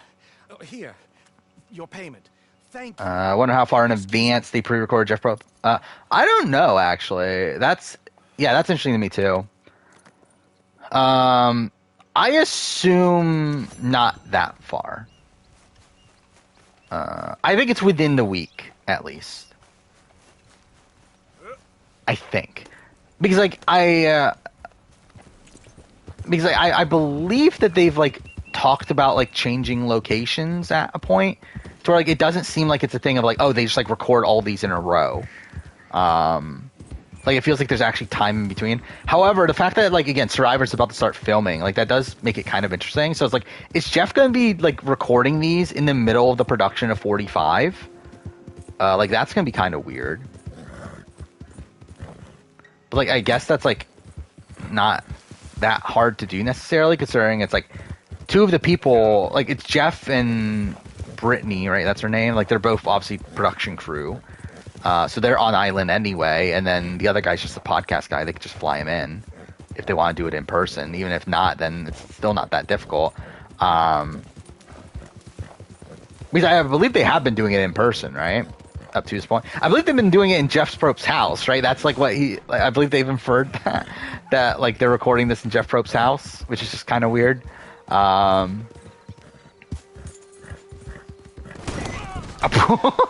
That's like I literally like looked at, like I was not looking until like right before I hit the tree. That's great.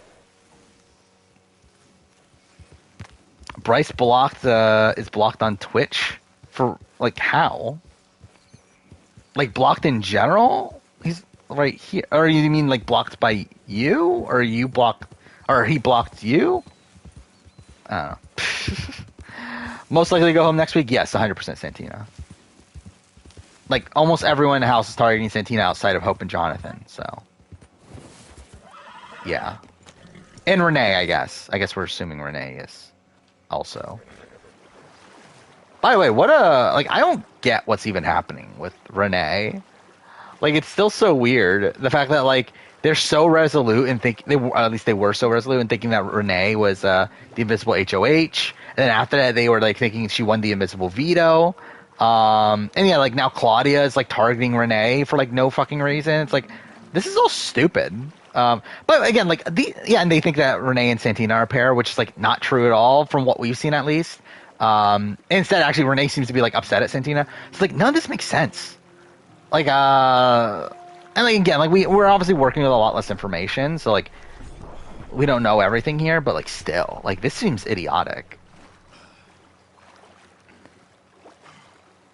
Is Renee to Tanisha? I think she's the opposite. Like, I think if anything, like Claudia is the Tanisha, because like Tanisha's a player that had like no strategic ability at all, but like had like some was very good socially and had people around her. That's essentially Claudia.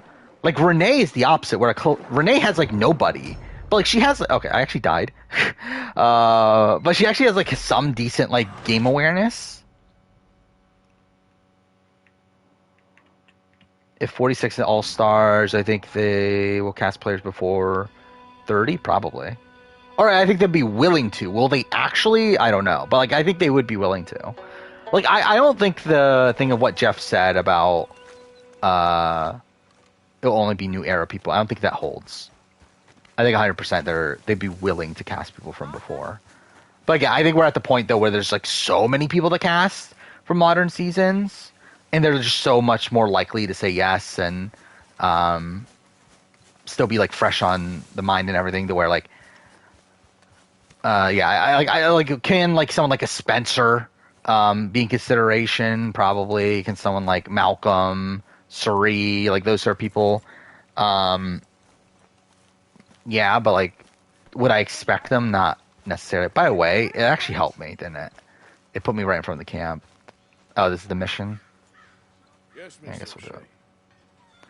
Would they ever cast a Gabon player? Probably not. I don't expect to see someone from Gabon ever play again. Arthur, how is Dutch? I mean, how does he seem to you? I'm about the same as usual, I guess. Is Shania living up to my winter pick standards? Not necessarily. To be fair, it's like it's more so the fact that we just haven't seen Shania that much. What you want? I bring a gift. She's been stable tonight, has it? Gift of information. So you got some Well, that's tip-off. cool. I can risk Internet was actually like make you some money kind of while middling you coming lounge into it. around. You know, Arthur, bitterness, it But like works good on enough the to like inside, stream, but like as well definitely as on like your sour face. If you at a point say where like if so, it dipped any lower, it'd probably be find like, some a other bit food rocky. to run your errands. Bill, come on over here. Will you be my other How friend? likely is a player from every season? Not likely at all. Arthur's above a little stick-up. I'm not. You just said Like never happening at this point, especially. But like even before, the fact that we have like so many seasons, like even before that, it was not particularly likely. That would be a fun. I think that would be an interesting casting video. Exactly. It's like, what if they did a cast of like one person from every season who would be back? I think that could be fun. Now or never. Then it's never. Oh, God help me. When Molly died in this game, you're like, who the fuck are you? I could definitely see that. I'll do it. Well, what is it? When she die again, she dies. Carrying payroll. Is it at the Briefly unguarded to pay. bank? As Oh no, it it's at the. passes It's by when crossroads near here where there's like an Dutch old kills her, ruined right? church before it connects with the rest of the wagon train. Very easy. Yeah, I'm picture. jotting this casting video down for at some I'm point. happy. You are a sick man, Arthur Morgan. A very sick man indeed. I forgot to like jot that video down of recasting Worlds Apart. What if Survivor 30 was All Stars? Like that's kind of a pointless video. I guess it is different from Cambodia, I guess, because like that would probably include like former winners and stuff. But that is kind of a pointless video. You gonna stick with us for a while? For 50 now.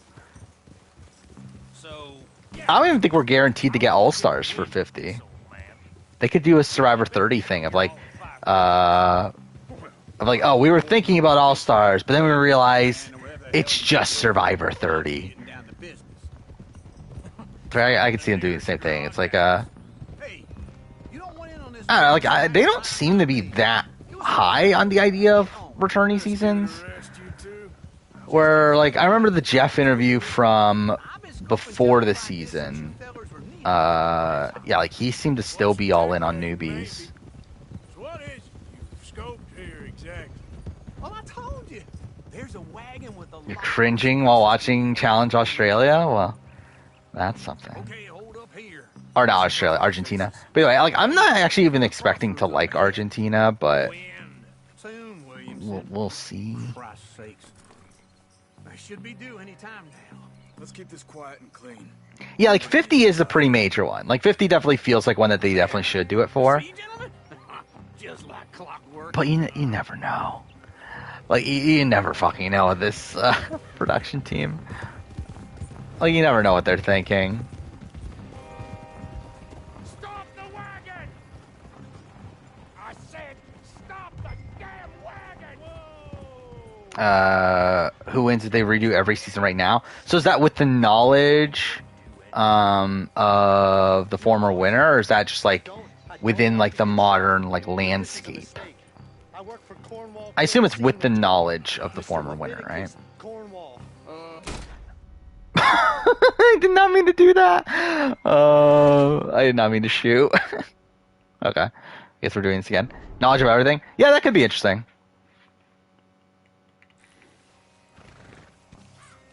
What? Okay, they're glitching the fuck out. Like I've definitely thought about it before, but I don't think I've like jotted it down as a video idea. So I'll do that. And I should say I thought about it as in like I've thought about the concept, not that I've thought about doing it as a video, which is like So yeah, this is definitely like something I haven't like actually thought about doing as a video, but yeah, it is a good idea though.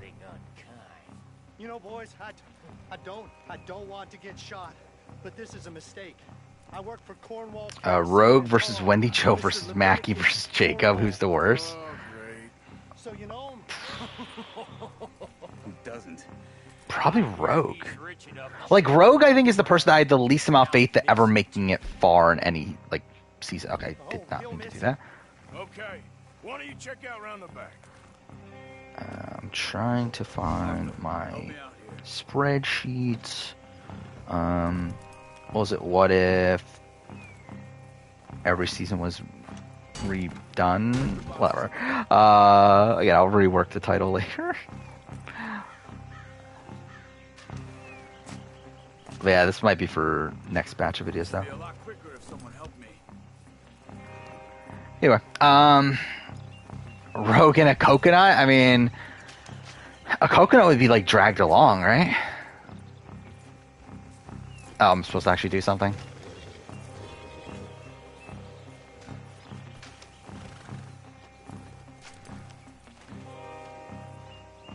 Yeah, I have the Marine Review, like my Marine Review spreadsheet, I have it open at all times.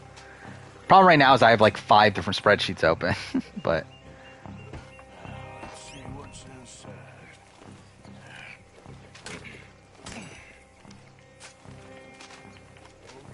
inside. Coconut is juicy, Rogue is dry. What's that even mean? But I guess I guess that's the way you would describe them.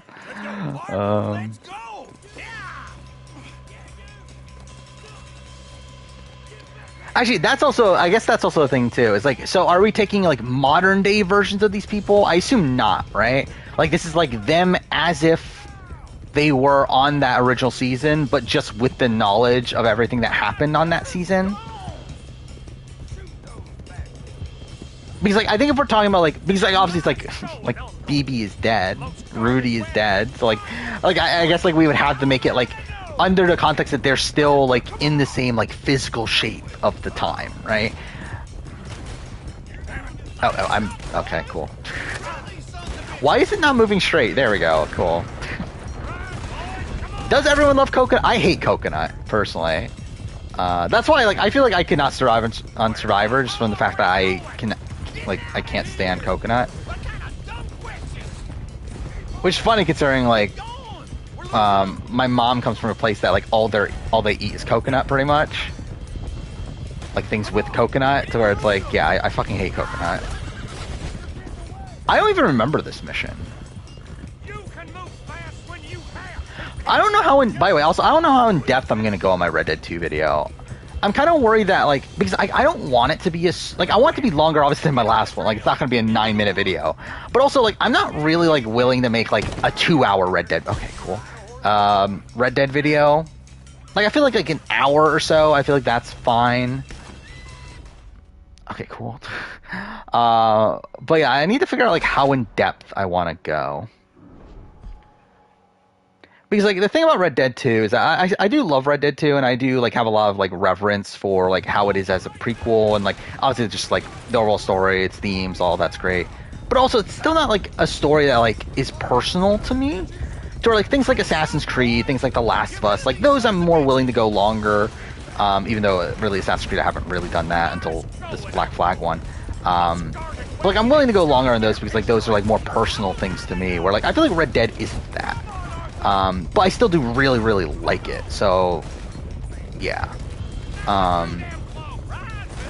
Like I just feel like I can't go like super in depth because like with the Last of Us one, obviously that was ridiculous. Like that was like literally in detail of like every little thing. Then Black Flag, like I went way more in detail than I thought I was going to. But yeah, like this game's just so long, just even on its own right, to where like I don't think I can do like mission by mission. Because like essentially with Black Flag, I went almost mission by mission. I did skip through like a couple, but like I essentially went through mostly mission by mission. Where like this is just like there's like what, like 109 missions I think I saw. It's like that's just like I'm definitely not doing that, am I? And like so many of them are just like kind of like they don't really do much for like the plot. I don't know. We'll see. Jeff Ropes last second makes season final 2. What if that is a thing? What if Matt and okay, cool. Fuck off. Yeah. What if Matt and Franny are like? I'm thinking like, would they? I feel like they wouldn't want to risk it though, right? Like if Matt and Franny are like final 3, like would they really want to risk a final 2 just so? Okay, game. Like why couldn't it jump? I'm gonna fail, aren't I? Because I'm probably too far away from them. Okay, fella. But yeah, like would they want to risk like them not being final 2? I feel like that's something they wouldn't want to risk. Play this game 3 times straight when you got it. That's a lot of time, isn't it? So this is like your Assassin's Creed Origins, right? I did that with Assassin's Creed Origins when that came out. Are there any other games I've played like 3 times straight? I think most games I play twice. Or like not most games, but like games that I do play multiple times, like I've done like twice in a row. But like I think 3 times is rare. Actually, did I do that with Odyssey? I might have done that with Odyssey for some reason. Well, we get some rest.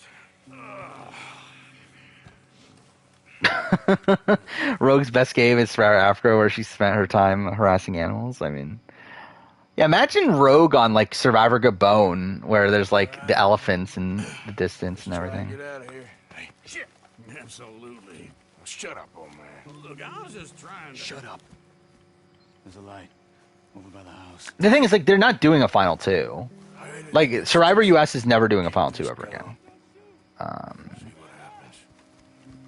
Like, I just think legitimately they have like no reason to, especially now there's forced fire making. It also doesn't even like make sense within the format. Where the entire point of forced fire making is to like essentially boon a final 3.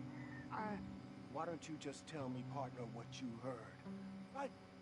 Tell me what you heard. I don't... My all-time AU player ranking ranked the Coconut better than Rogue. I think people get the point. Bring back Paige and Rogue for a captain season. Obviously, that's definitely the returning season we want. Imagine like the promo of fucking Paige. Actually, is that the Millennium Gen X? The captains for Millennium Gen X? It's Rogue and Paige. How old is Paige? Paige is probably like not that young, is she? Like Paige is probably like my age, I would assume, right? She's probably like late 20s. But why not do that? That would work, right? 26. Okay, yeah. So she's like bordering, right? Because like if I remember right, I'm like the youngest millennial that you can be, I think.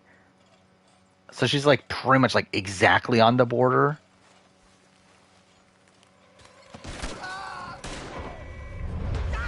But I don't know, it's Australian Survivor. I think definitely like they would definitely do that, right? I mean, we just had heroes versus villains, so. Oh, boy, I did not mean to do that.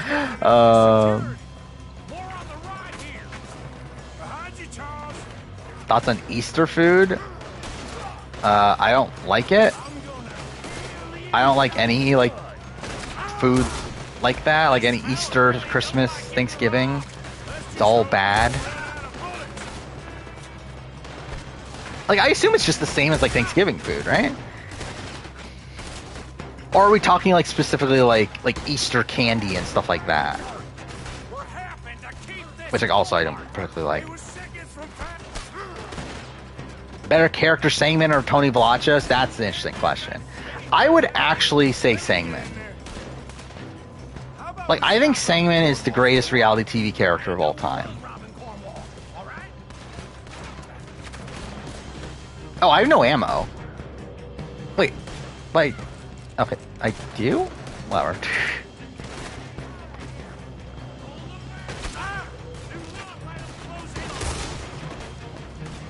Chocolate bunnies? Peeps are Easter, right? That's an Easter thing, right? But those are not good.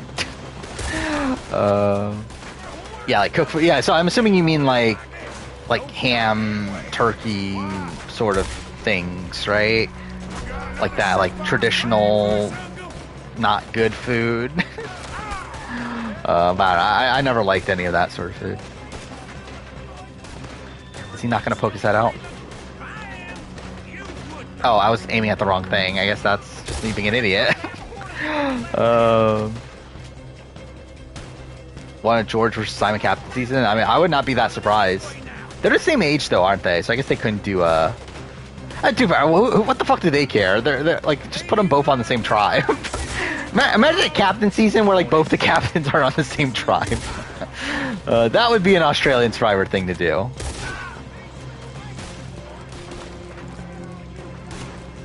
Thoughts on Stevie versus Sean showdowns? I mean, they happen. I mean, I'm surprised Stevie agreed to it, to be honest. Because like, obviously the entire point is that they're wasting a spot because they know Stevie's going to lose. So it's like, well, we might as well waste our worst person on Sean. But it's like, I feel like Stevie, like based on George's interview in particular, like George seemed to like talk about Stevie as if like he's like I guess it was about like puzzles though, right? Like that Stevie was like very adamant about wanting to be in the puzzles, which is why he's in the puzzle all the time, is because he would complain about it all the time.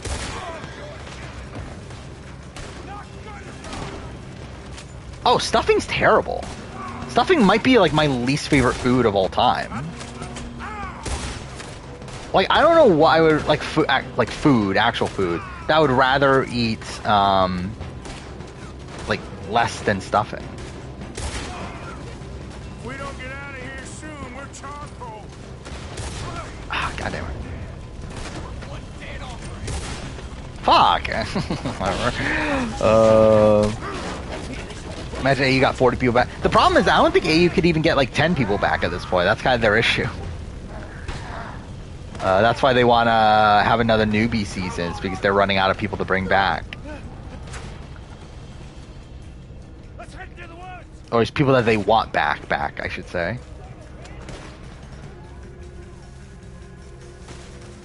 Cornbread, sausage stuffing. That actually sounds like not terrible, but it's still stuffing, so it's probably bad. Just the entire concept of stuffing just feels like so disgusting. But essentially being like it's essentially just like soggy bread, right? They split up a bit. Try to confuse them. Arthur, with me.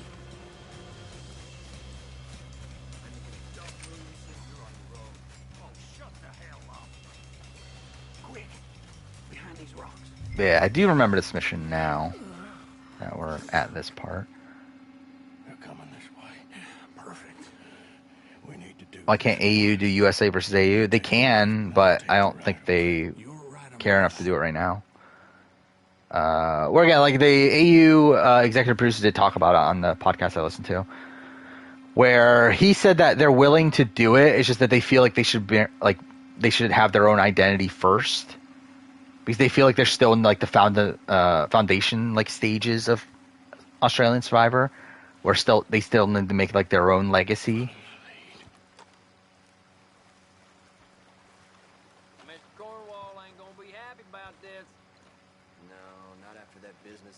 Whatever.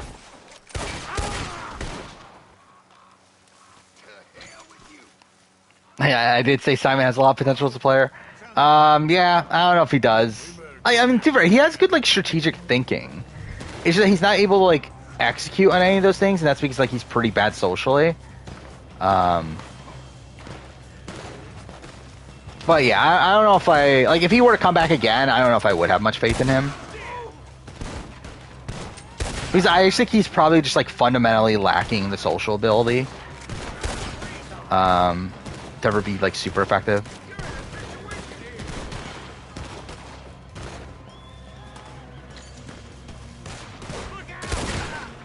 Then also like he seemed to be a bit too like obvious with the things he was doing. I love like me thinking of like obvious and like of like not subtle makes me think of Last of Us, the Last of Us TV show. Because like that made me think of I did watch Totally Not Mark's video on the Last of Us TV show, which was a good video. Where he's definitely higher on certain aspects of it than I am, but I agree with a lot of his criticisms at least. But I just love like that's like the first thing that comes to mind now when I think of like a lack of subtlety.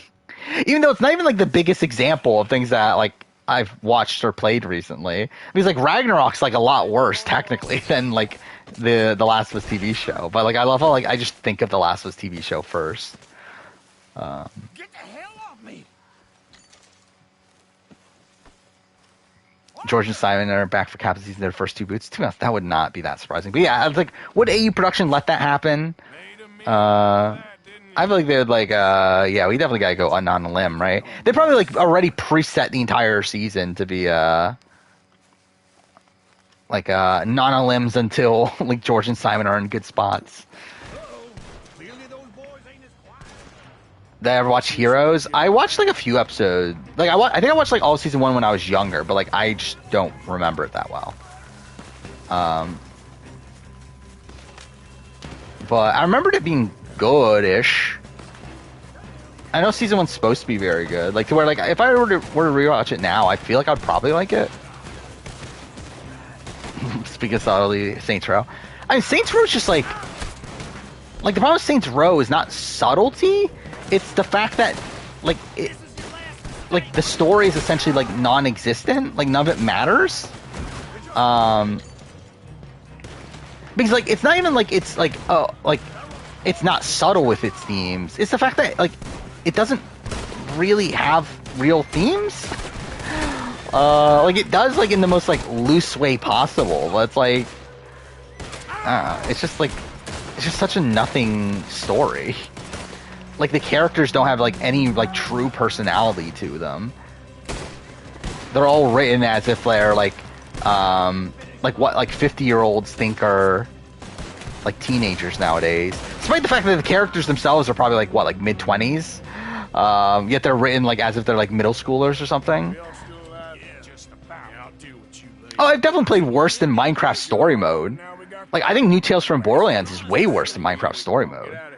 Where Minecraft Story Mode's like a game that I think is just like not for me. It's not fundamentally bad. It's not for me.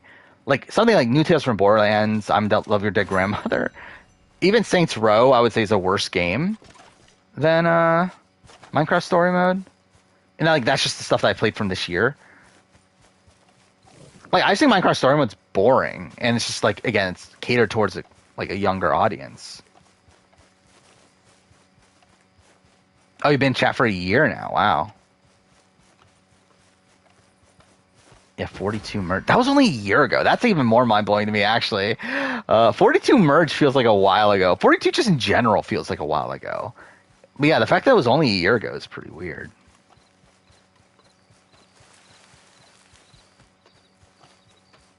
See, I'm not a Saints Row. Like, I've never played Saints Row until this game, which is the sad thing. But it's like, I can see, like, glimpses of, like, what could have been good Saints Row from what I understand Saints Row is. Like, within this game. Like, I think, like, the what is it called? The, Criminal Ventures.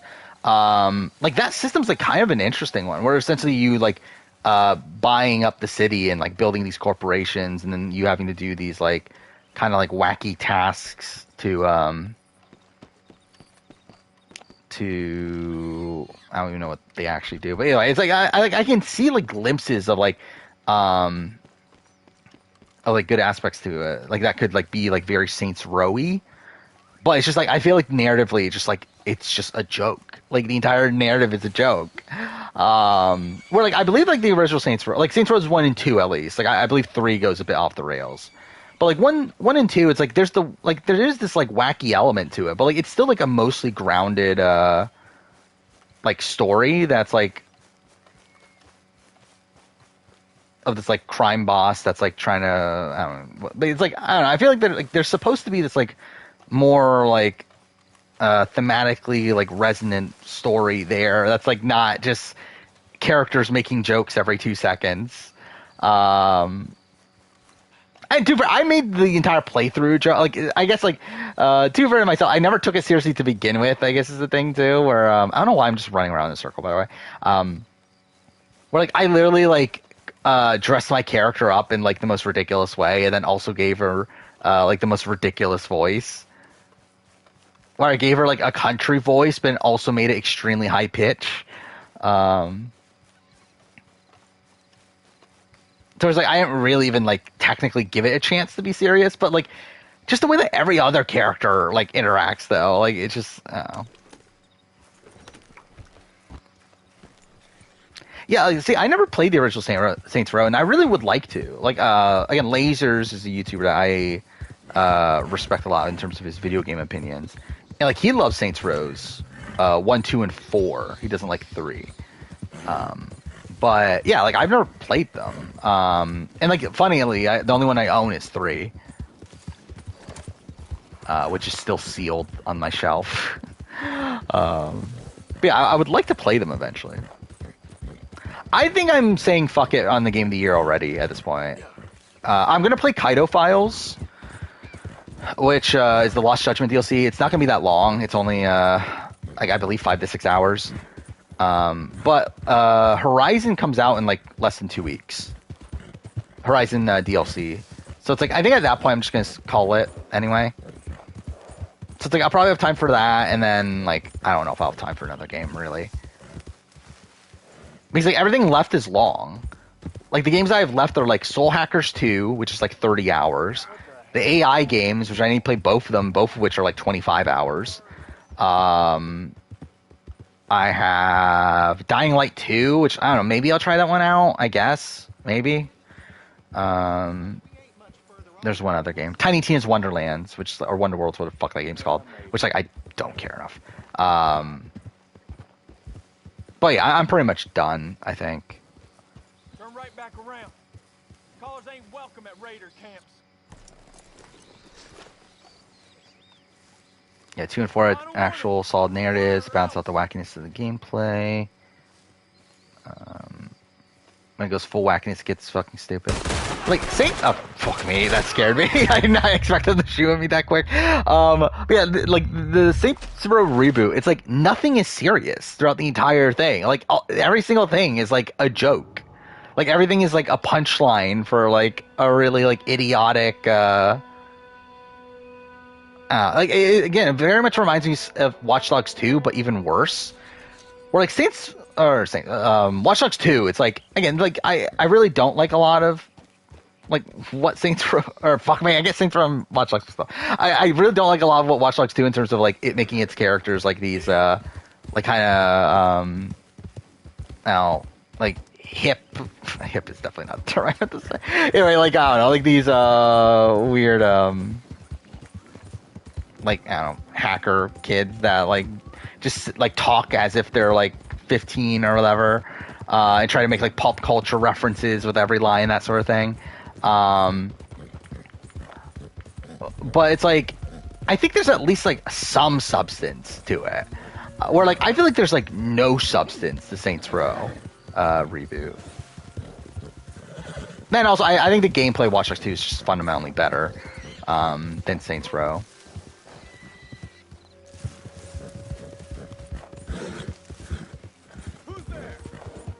Best Watchdog game, is it? I do want to do a Watch Dogs 1 retrospective. Watch Dogs 2, I'm probably a bit more, like, rocky on if I would do one or not. But maybe.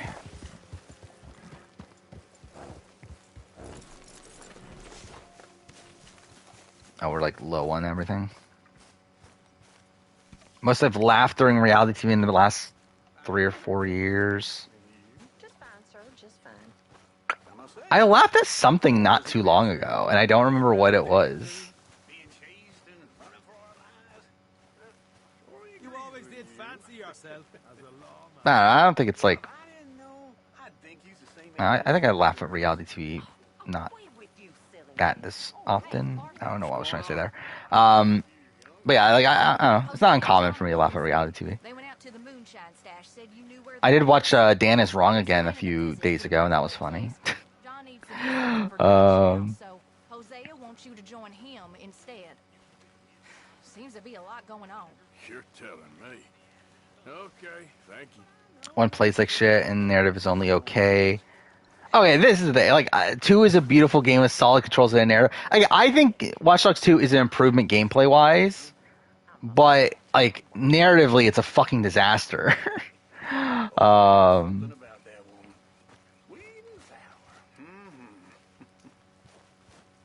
Where it's like Watch Dogs 1's narrative, I think is like a very solid one. Where it's a lot more character driven, where it's like the story of Aiden Pierce. How far in the stream are we? We're not even 2 hours. Fuck me. Okay, I guess we'll do another mission. I was thinking like we were close enough to where I would start doing poker for an hour, but I guess we're not anywhere close to that. What mission should I do? Oh, money lending and other sins. I guess we'll do that. Yeah, I will say I did not necessarily agree with a lot of the Stockwatch ratings. I mean, giving Ty a 1, it's like, whatever, I guess. Like, I wouldn't. I mean, I guess, like, I think it matters, like, how you assess the Stockwatch. Because, like, I think to them, they look at it as, like, okay, we're going to rate across, like, the entire last week since our last rating. Where, like, I would more so be rating it on, like, their current position. Are you enjoying yourself here? Well enough, I guess. And you? Well, it turns But there was out another one that I was, freedom like, is not a cheap business. thought was pretty egregious. Well, Daniel I thought was, like, too low.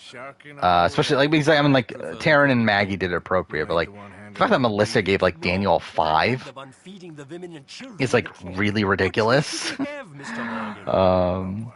on then. Plans for USA 2 cast reaction? I don't know when exactly it's coming out. We'll see. Like, obviously, the first priority is the BB Can mid-season power ranking. And then... Yeah, I don't know. Hopefully Monday. Like, that would be my ideal day for the USA cast reaction, would be Monday. Oh, I didn't realize, yeah, he's in pajamas.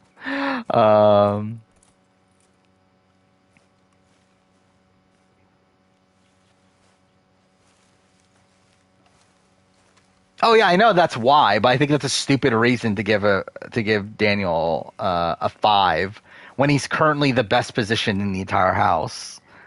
Yeah,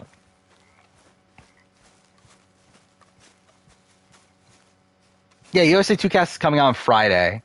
But again, Friday is a day that I'm gonna have to dedicate to the BB Can mid-season power ranking. So I work on Monday. Work on Saturday. I do have Sunday off because of Easter. So, Yes, kid. You got a lot we'll see. I mean, because like Sunday, but it's like Sunday's not even like really a full day off, which is the annoying thing. Because like it's like I have a day off from work, but it's like I have to go spend time with family that I don't want to do. But that'll waste a few hours. And then, like I stream at night that day. So it's like, it's not even like I have like a full day to work on it. It's like, it's essentially kind of like a half day. But like ideally, obviously I would have it done for Monday. That would be the plan. We'll see though. Yeah, I'm going to stream on Sunday. I don't care about Easter. And even then, it'll be like Easter night anyway, even if I did care about Easter, where it's like it doesn't really matter. The old boy I was talking to reckoned there might be a bunch of cash. No, I didn't hear anything about the Survivor UK host. And also, like, I don't really care. Like, to me, like, I don't think it matters if the host is a Survivor fan. Like, I think it's kind of, I don't know, like, I don't think it really matters that much at all. I guess it matters in terms of, like, directing Tribal in spots where, like, some high-level gameplay is going on, but, like, I don't know, I think for the most part, like, it doesn't really matter that much. Like, obviously, yeah, I would prefer the host to be a fan, but, like, if they're not, it's also, like, okay, that's fine, too.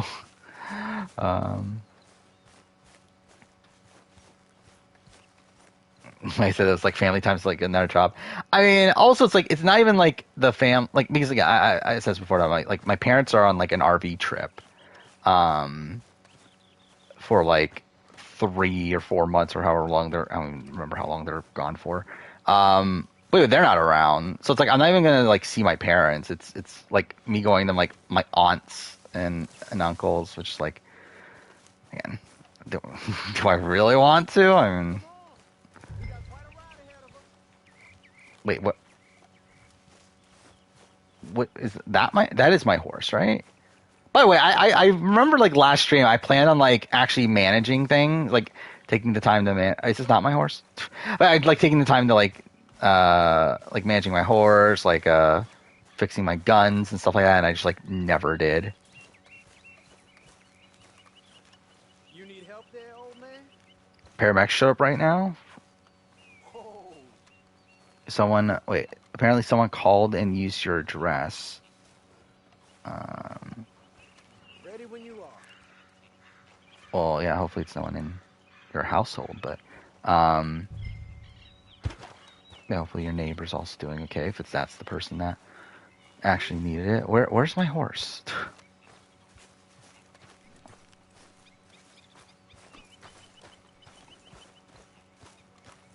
Wait until you see the stream. I mean, yeah, that's for kind of like not unfeasible. I guess that, well, yeah, it is kind of unfeasible. Wait, what? Which one's my horse? Is that one my horse? Maybe that one's my horse. That would make more sense considering it's near him. There we go. I finally got it. Whatever.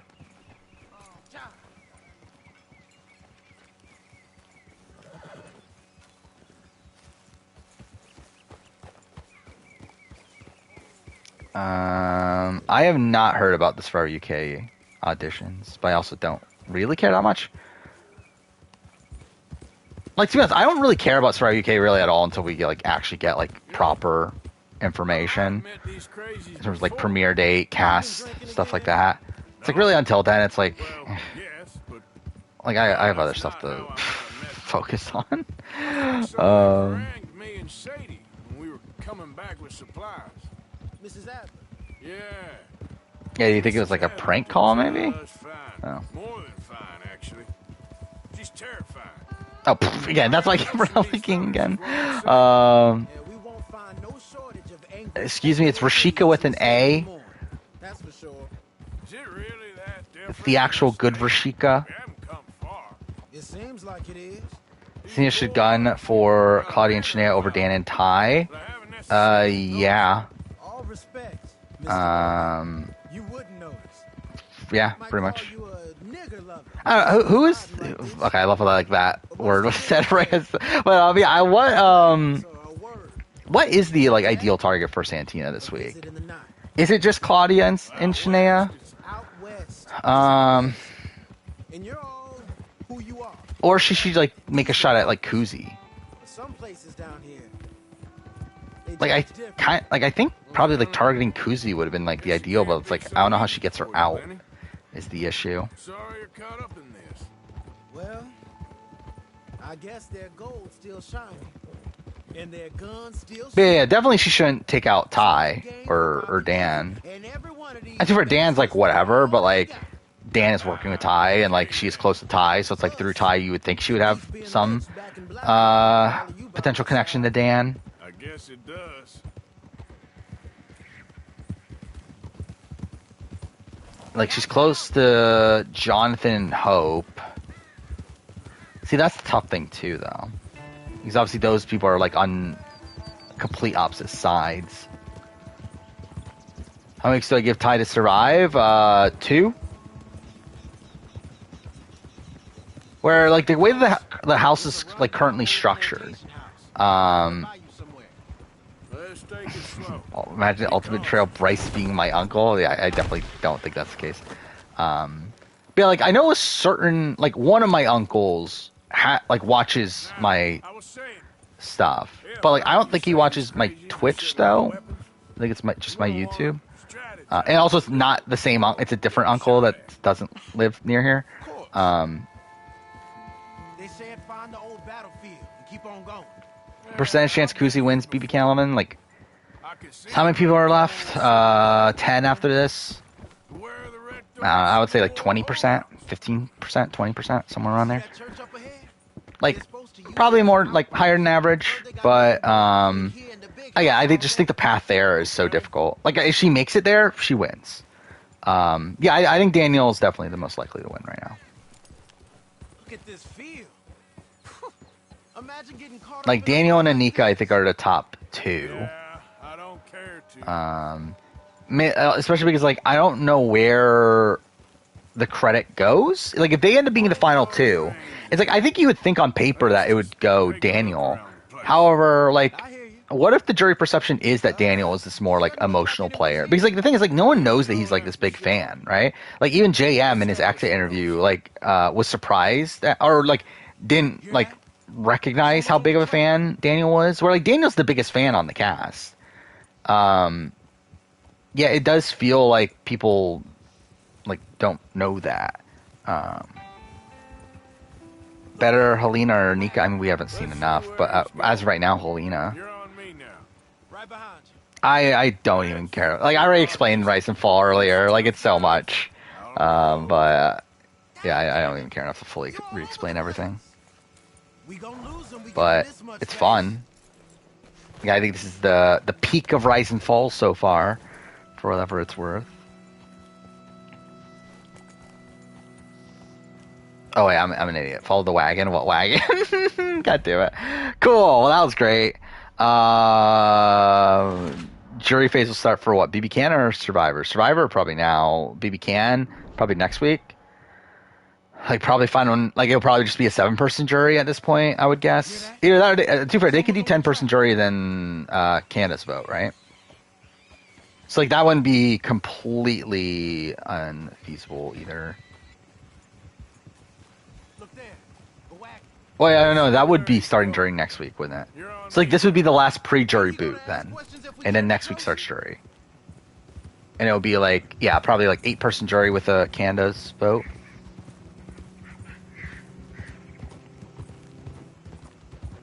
How many shows are like how many shows are finished? Like I think like 4 or 5. But like just in general of like potential shows, I think it's like it's a lot. Yeah, I think it's either 7 or 8. I could definitely see it being 7, but and like too far, I was thinking it was gonna be 7 for a while, but then like I just thought about it that they could definitely do 8 with Canada as a 9th, which isn't that what they did last season? So yeah, that would not shock me. I'm trying to find my reality TV thing. There we go.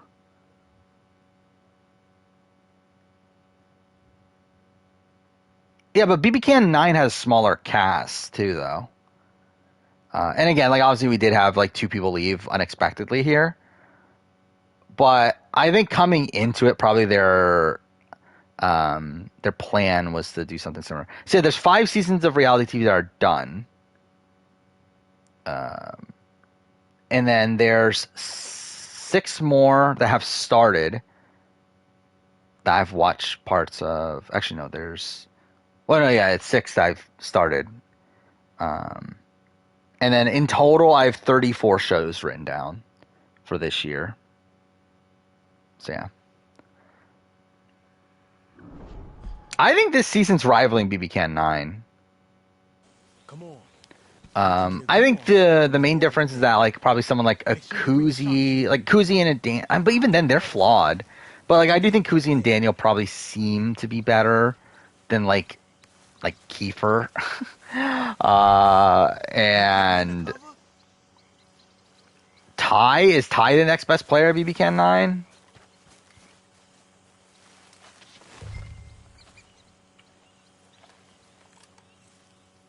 By the way, that's the video I prepped recently. Was the ranking every Survivor cast based on gameplay, which was funny. Like I'm not gonna make the video yet because I'm waiting for 44 to finish to solidify the list. But I put together like the initial list, which it is funny how like there's certain seasons that like there's not really a great player in sight. And there's like certain seasons that like there's like only one good player pretty much.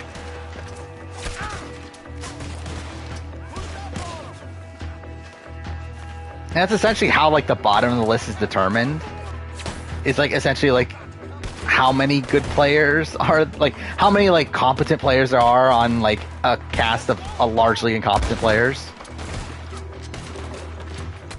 Oh yeah, Thailand's definitely number 1, obviously.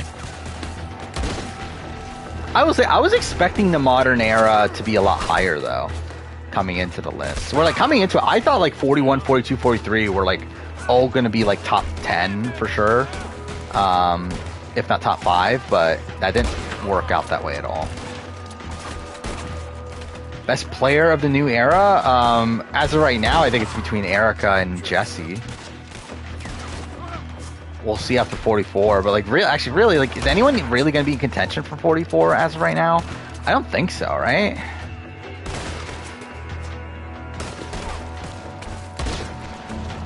So, I don't know, I probably would just stay those two.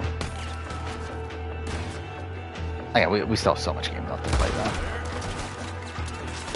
I guess, like, Carson would probably be someone that might be in consideration based on what we're seeing so far. Okay, I missed that.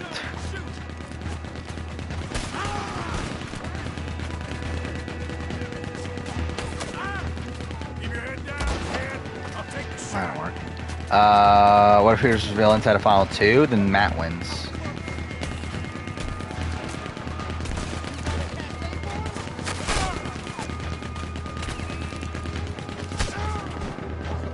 It's based on individual season. Fuck off.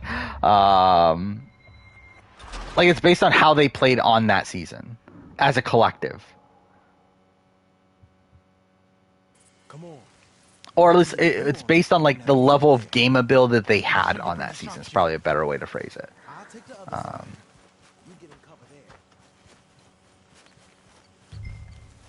Hey, you all being right? Erica being the best is so sad. I mean, kinda. I think the new era is just kind of fucked in general. Where like the new era is one that is like so luck dependent, while also having in like pretty much like all these seasons have like the big threats being taken out before the end. So like the people that make Final Tribal are all like the like lesser threats, at least on paper. So like it kind of leads to, yeah, like, I don't know, it is a bit fucked. Towards like, I think the only like good winner as a player so far is Erica, and then like there's like a decent amount of non-winners that are pretty good, like Jesse, Ricard and Shan, Omer, but okay, cool. Yeah, it definitely doesn't feel like the greatest grouping of players. 44 mid-season power ranking was doing pretty well. I haven't looked at it since the... Actually, I don't even think I bothered to check the AU player ranking since, like... Oh, okay. That's fine. It's number 7 on my last 10. Hey, my last 10 videos are all pretty good. Where it's like Beyond Two Souls is at the bottom, obviously, and then Last of Us review, and then like when my BB Can 11 cast assessment's number 8 of my last 10, like that's a pretty good sign. So it's doing solid. I think my mid-season power ranking's still doing good then. Is it at 12,000? Yeah, 12.4 thousand. So that's pretty good for me. If only I was doing better revenue-wise. That's fine. Public vote, I think Liz would win, right?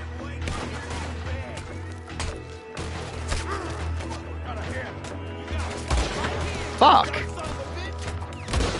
There we go.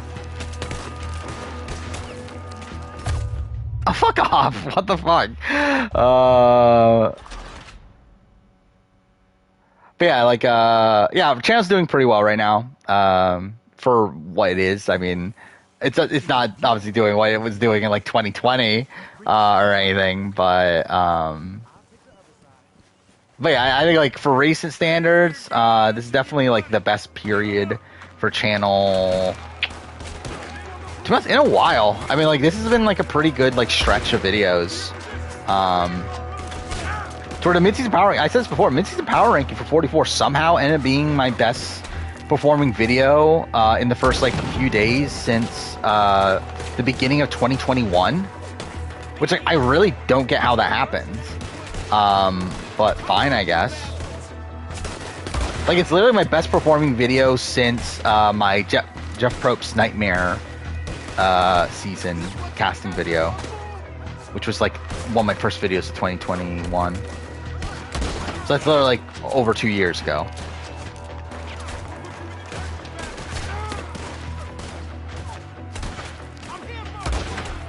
What? How'd that miss? Arthur or John Marston? I would go Arthur. I know there are people that do pick John. And like I can get it. And like, to be fair, I have more of a connection to Arthur because I've obviously played Red Dead 2 more than I played Red Dead 1.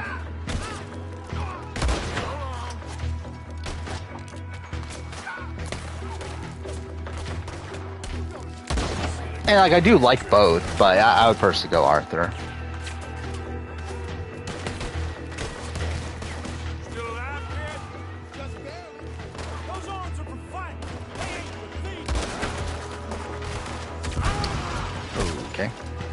Yeah, I assume, yeah, that'll probably be like Daniel, Kuzi, and Nika, top 3. That sounds about right.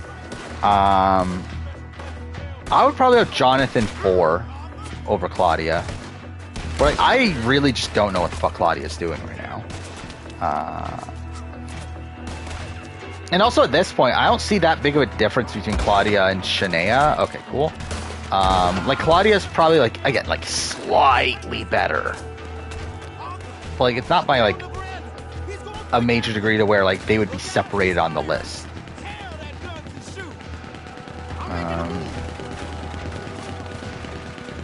Yeah, to be honest, I might even have Ty higher than Renee.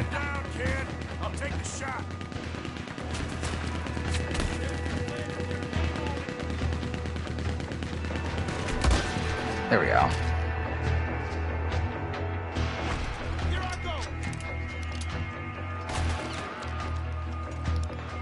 Play a game with Twitch integration. What game has Twitch integration? It's usually like a narrative based game, right? That like allows you to make choices and stuff. So what game has that? Life is Strange True Colors has that, doesn't it? Like, do the Supermassive games have that? I feel like they probably do too, right? You watched another person stream I Haven't Loved Your Grandmother? Why? Like, you really love the game that much? Like, definitely have to see this again.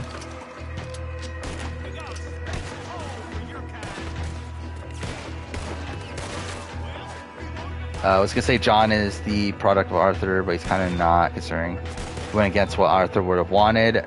Yeah. And that's like what makes everything so tragic, right? But also, to be fair though, like Arthur is also a retcon. But yeah. Oh, fuck off. That's what I find so fascinating about oh, really? Alright, whatever. But that's what I find so fascinating about Red Dead 2 is how like Arthur is technically a retcon, but he really like doesn't feel like it. Like, it is insane like how well like this is integrated within the original game. And, like how the original game like feels like it was made with this in mind when like obviously it wasn't. Quick! Any men in the area would have heard that. They might be on the way. Call of the Lamb. I never played Call of the Lamb. I've never played Undead Nightmare actually. I do own it on, like, I have the Game of the Year edition or whatever, but I never did play it. You got anything? Not yet. Hey, this could be promise. What do you got? Is Carolyn clear frontrunner? No, she's not like a clear frontrunner, but she is the frontrunner. Searching. I think like Tika as a whole is the clear frontrunner, but I wouldn't say like. Wait, what am I going?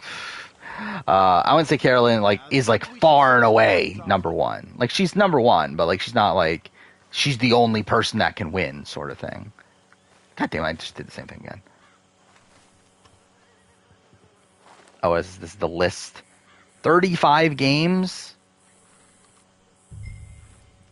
Cult of the Lamb is really number one on this. What do you even do in Cult of the Lamb? Yeah, it's a cult-like, right? Yeah. So, is it just like?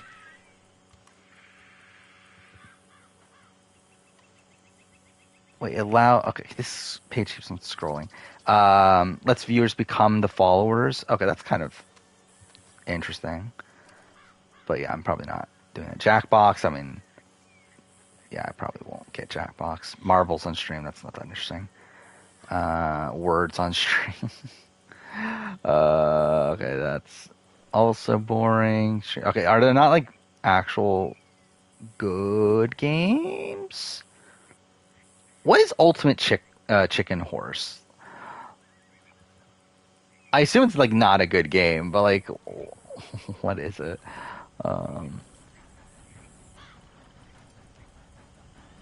A lot of these are like random like PC games I've never even heard of. 7 Ways to Die. What is 7 Ways to Die? I know I've seen that cover before. Don't Starve Together. I've seen that before too. Rise of the Tomb Raider has Twitch. What does Rise of the Tomb Raider have with Twitch integration?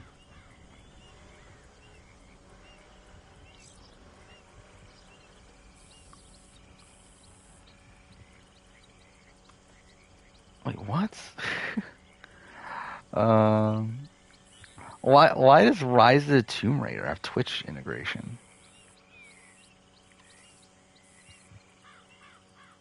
Okay, so it makes it so like it changes the setting on enemies? That's so weird. Because I wouldn't be opposed to that. That would be kind of interesting. But like that's kind of a random thing for them to add. Dead Cells. I haven't played Dead Cells.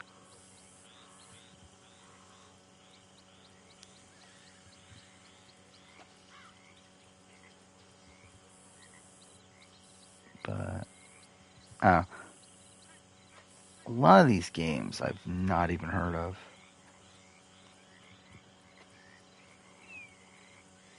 But I wouldn't be opposed to like playing like some sort of story-based game that has like like the chat pick the choices and everything for it.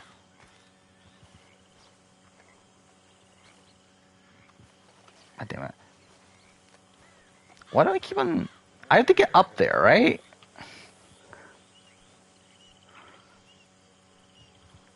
Am I include a mall? Probably not. There we go. It feels like this game's like, I don't know, like the jump mechanics are just kind of weird. Stream anniversary, I think did we pass it? When is the stream anniversary? No, that's in 2 weeks. Let's go. Right? It was April. Let's go. Right? I think April 24th, is it? Yep. So yeah, it would be about 3 weeks, like 2.5 weeks from now. Oh, that's great. Oh, wrong button. It's R1. Is that supposed to be there? I feel like it's not. Happy birthday, Matt from One World. Thank God it's Matt from One World's birthday. Matt Quinlan, of all people.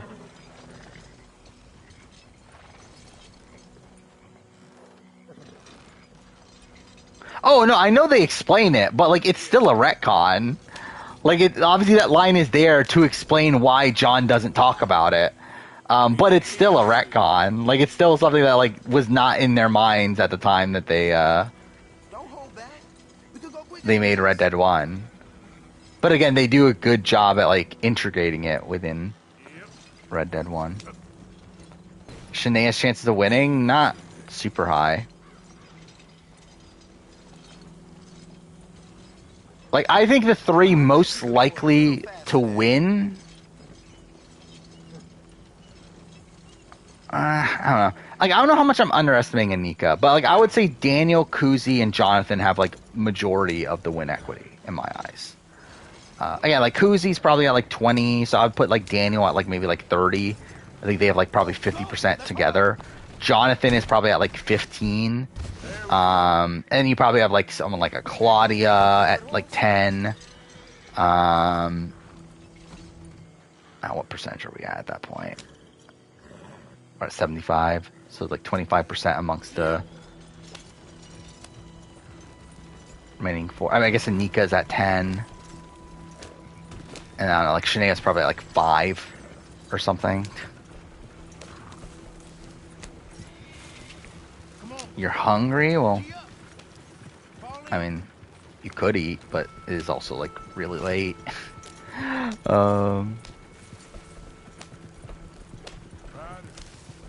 our way. Keep it together here.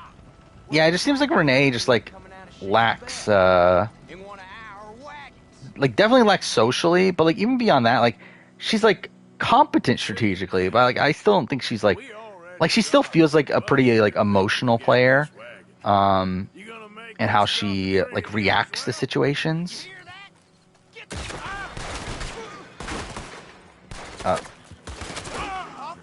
Okay. I'm trying to open the birthday thing. Liliana, Matt, Jessica Johnson, and Rick Devens. What a group. So I mean, as expected, Liliana is number 1. Then Matt Quinlan. But it's probably Devens, Jessica, Liliana, Matt, I guess. By the way, I do find it funny that I recently recorded a video that I actually had Rick Devens number 1 on, which is funny. Boy, oh boy. You did good. We did it. Well, let's get to camp before Sam. Who do you think are the most likely bits for BB Can? I mean, Santina is the next to go if the power structure stays the same. Santina, then Ty, then who's next after that? Renee. Well, Renee's probably could also be booted along. Like Renee, I think Renee, Santina, Ty are the next 3 targets if the power structure stays the same. Then after that, it would be Claudia and Shania. And the planned final 5 is Kuzi, Daniel, Anika, Jonathan, and Hope. Like that's the current final 5. It seems like Kuzi is loyal to that. Daniel, and it seems like John and Hope are loyal to that.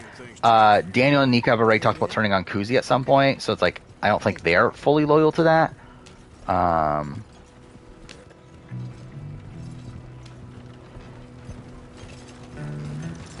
What was Rick Devens number 1 on? I mean, that's the question. What kind of list would Rick Devens be number 1 on? Is there like, I don't know, like how many options would there be? I guess like I feel like the list that he's number 1 on, I think it's probably like the only list that he would be number 1 on. I think, especially like from a player perspective.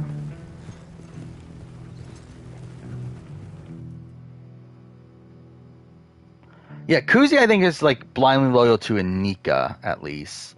Daniel, I think she's a bit more like unsure at points of, but I think she's definitely loyal to Anika. Do I think BB Can will keep digital dailies in the future? Probably. Unless they decide that like this was a train wreck, but just from me. Hey, I always enjoy riding with you, kid. You know how to fight. Hey, you too. Anytime, Arthur.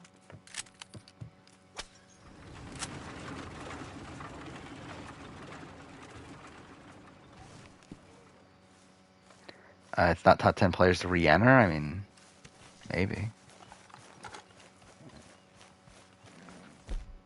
I will say, like Rick Devens, like I mean, I think like obviously when you think of Rick Devens, you do think of like okay, he like idled in immunity his way to the end and everything, and then also he got voted out and had to come back, and like that's all like really bad. However, like something I realized that like when you're comparing it to like all the other people that also got voted out, like he's actually like not that bad in comparison to those people. Where it's like he's probably like out of the people that are booted pre-merge, he's probably the most unlucky of those people that got booted pre-merge. Okay, I don't know why I'm even doing this.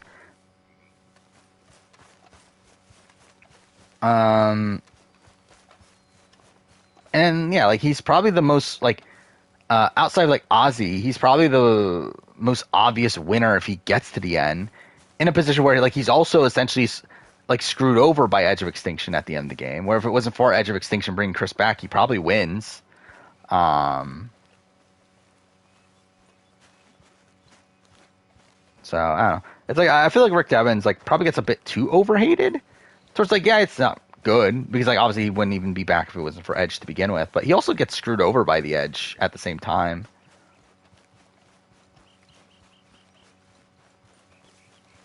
I see Taylor. I did not see that. I'm surprised she would want to go through Survivor. I don't know why she would want to. Wake up! Watch out, Bill.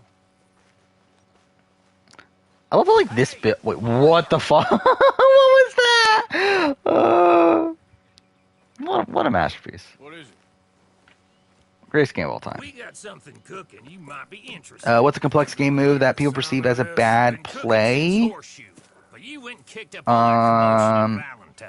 Now, we was preparing to rob the bank there until you got involved in all that nonsense, and I don't know, I just feel like it's unfinished business. What is one that comes to mind right away? It was just one of them things. How come every time I feel like I can think of a lot of like underrated moves. Or like not underrated, the opposite, overrated moves, like moves that are like people say are good but like are not actually that good. But I think in terms of like moves that are bad or that are good but like people say are bad is like kind of a bit tougher to think of. Like I think there's a lot of like moves that like people like I think like Jesse's move is one that like people say that oh this lost him the game when like that's not really true. As like if he doesn't make the move, then he more than likely gets the end with Cody, to which he loses against Cody, or at least has a like large chance at losing against Cody. And then you have like something like Ricard taking out Shan, which people say is too early, but it's also like again it's kind of a position where he's kind of forced to. Due to Shan having an idol, and also the Black Alliance that was together, to where they would just outright have the majority after that vote. I need to change out of these rags if I'm gonna be performing. Okay. JT giving up his idol, potentially. I mean, like the thing is, like it is still dumb because like it's fully banking on a incorrect read. However, I can understand why he had that read, but it's still a bad read. Mr. Morgan. So it's like. Why is he still in his pajamas? Data, Thomas Downs, apparently he's dead. Dead? Huh. Well, he didn't seem very well. His wife, I believe he has... Oh, wait, this is the guy that gave him... not leukemia, was it? Gave him tuberculosis. Okay. Gentlemen? Right? This is the... We're looking at that guy's family. Oh, we're gonna send Karen on in ahead as a distraction. Michael not saving Brandon with his idol? I mean... That's just him playing the idol incorrectly, isn't it? Because he plays on Stephanie, right? We just need to bring you along as a insurance policy. Yeah, that sounds about. Tyson voting himself out of the game is really stupid. Like I think that's like an all-time like dumb move in Survivor history. So like I actually think like that's a way dumber move than JT giving Russell his idol. Like Tyson, like voting himself, like voting for Parvati instead of Russell makes no sense. Like it's 100% Tyson being like way too cute with his vote. Actually, didn't I talk about? I talked about this recently. What did I talk about this in? That's reassuring. Actually, let's pause this. I did talk about this recently. Was it in stream or was this in a video? I don't remember anymore. I love like this is all getting mixed up to me now. Did I talk about this in a video?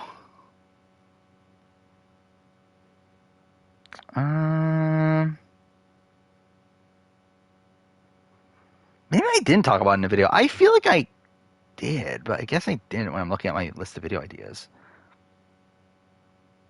I definitely talked about this recently. But yeah, like Tyson like voting for Parvati is really stupid. Like it makes no sense. Because like he does it because he wants to one guarantee Parvati goes home. And also, he wants to build loyalty of Russell. However, again, him putting his vote on Parvati, again, like I mean, like all it does is ruin the split vote. No matter what, Parvati's going to go home anyway. So it's like all he's doing is just opening up the risk of him potentially going home. When like Parvati was going to go home anyway. But also, it's like him trying to like save face with Russell. It's like who fucking cares what Russell thinks? Where else is Russell going? Like, in this situation, Russell's, like, essentially alone at that point. Like, who cares if Russell's, like, upset that you put a vote against him that was part of a split vote plan?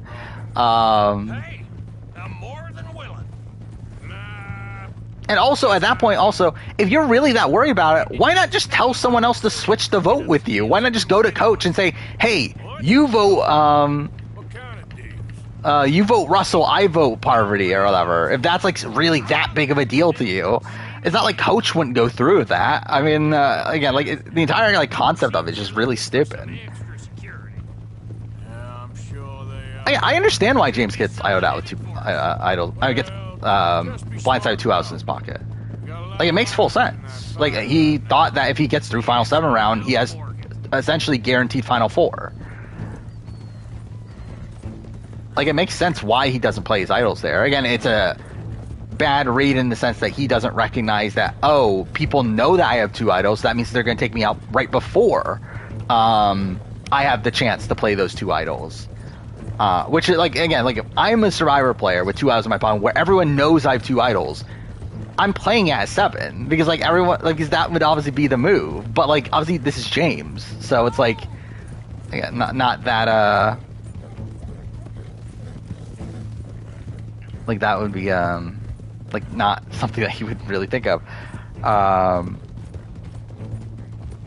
Did I actually? I'm trying to remember. Where did I talk about that? I know I've talked about this recently. Maybe it was Slash Stream, where we talked about heroes versus villains, but I'm not sure.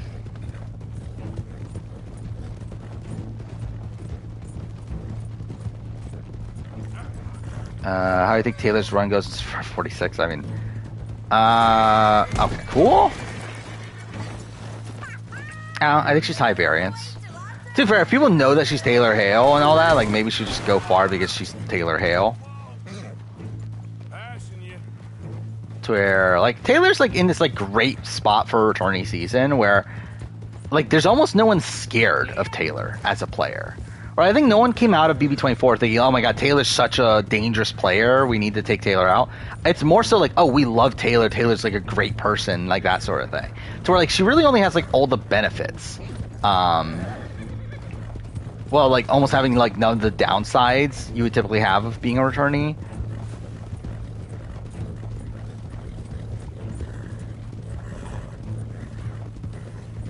But, yeah, like, I think in terms of, like, Survivor, again, like, it's still pretty high variance just due to the nature of modern Survivor. But, I don't know, I think she probably makes, like, Merge, at least. Cassie not going to fire, lost her game. I mean, yeah. Like, I can see why. I think it's dumb that that's the way juries look at things nowadays, but, like, I can see. Oh, this is the... We're robbing the thing, right? That bank in Valentine. Yeah. Work a town and not hit the bank? That's down. Penner and Candace mutiny. I mean, like, Candace mutinying's, like, whatever. Like, it's bad, but it's not, like, all-time worse. As, like, it is her going back to her allies, essentially.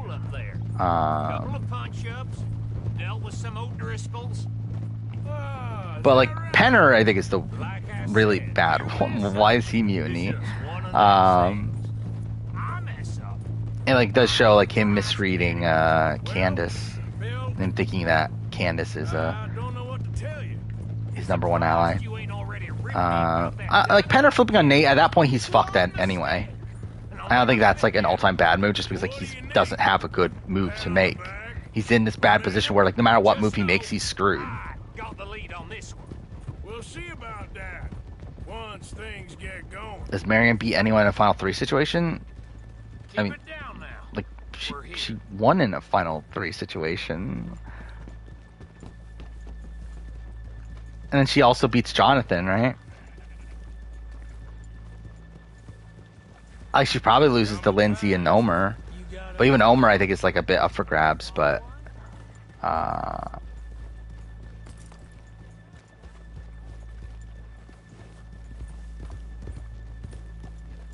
by the way, that was a video I recorded the other day. Was the what if what was it? What if finalists or what if the final jurors were the finalists, or whatever that video was.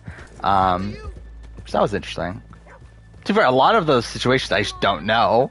Like there's so many like wonky circumstances there, especially in like modern Survivor. I feel like because like Final Threes in particular like really messed that up. To where it's like, yeah, like a Lindsay, Omer, Jonathan Final Three. Like I really don't know where that goes. All right, gentlemen. Yeah, Lindsay definitely should have saved Omer. That was really stupid for not playing idle. And they have a reason for it, right? But if I remember right, it's still dumb. Okay. Go to work. Of course. But like, I don't know who wins a Omer, Lindsay, Jonathan Final Three. Like, I'm kind of inclined to think Lindsay would naturally win it. But like, I think Omer would definitely have a shot, right? Like, I think I think like the 42 jury just in general, like a lot of them came in open-minded. So I think they were like, we never decided. Very much waiting for final tribal. Yeah, because like Drea was anti-Omer, and then like also the tough thing too is that like Jonathan gets votes, so it makes it like an even weirder vote because like Jonathan gets like Mike, Jonathan gets Roxroy, but then like every other vote is like up for grabs pretty much. Yeah, what I have? Oh fuck, it's not my quick access anymore. But I do have all these scenarios written out.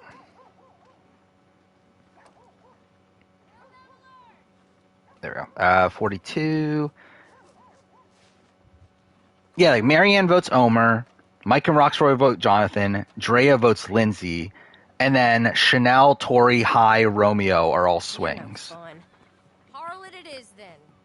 Oh, I was not paying attention. Bunch of filthy sinners in the It's like, yeah, I don't know where they go. Like, I don't think there's like any. I guess like Chanel could go Omer, right? Because like they at least had like some level of connection through the what do you call the thing? The journey. Yeah, not voting Jonathan. Like all four of those people, I don't think are voting Jonathan. The problem is like who they vote between Lindsay and Omer. Like I don't know. We're going. Hold on. Wait till she's gotten reeled in.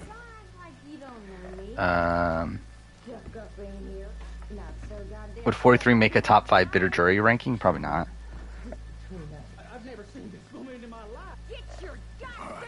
Because I think the reality is I don't think they think any of them played a good game. Oh, was not supposed to do that. But I think to them, they're like the way the 43 jury looked at it is like, well, these are like essentially the worst case scenario of the people in the end game. So, like we're just gonna base everything off of Final Tribal essentially. Because like it's like if Jesse got there, Jesse wins unanimously. If Carla is there, like if you swap out like Carla if any of the final 3, Carla wins. If you swap out Cody if any of the final 3, Cody wins. But because Gabler, Cassidy, and Owen were all like close in their minds, they're like, well, I guess we'll base it off this like really arbitrary thing. Worst stretch of 3 Survivor seasons?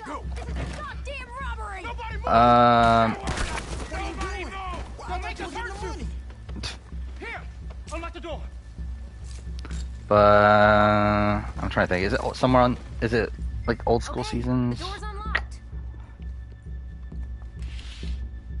I don't know. What is the worst stretch of 3 seasons? To be honest, I think 41, 42, 43 might be up there.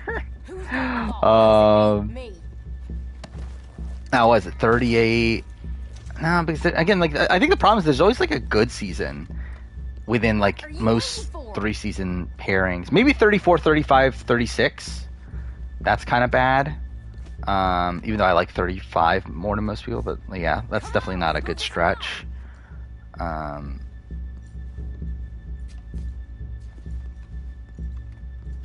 Yeah, because like almost every other stretch like has at least like one good season in it. Like obviously you have like 22, 23, 24, but like I've always liked South Pacific, and like I don't hate Redemption Island as much as most people. I guess 24, 25, 26, but again, Philippines is good. Okay, I wasn't even paying attention to the actual objective. Yeah,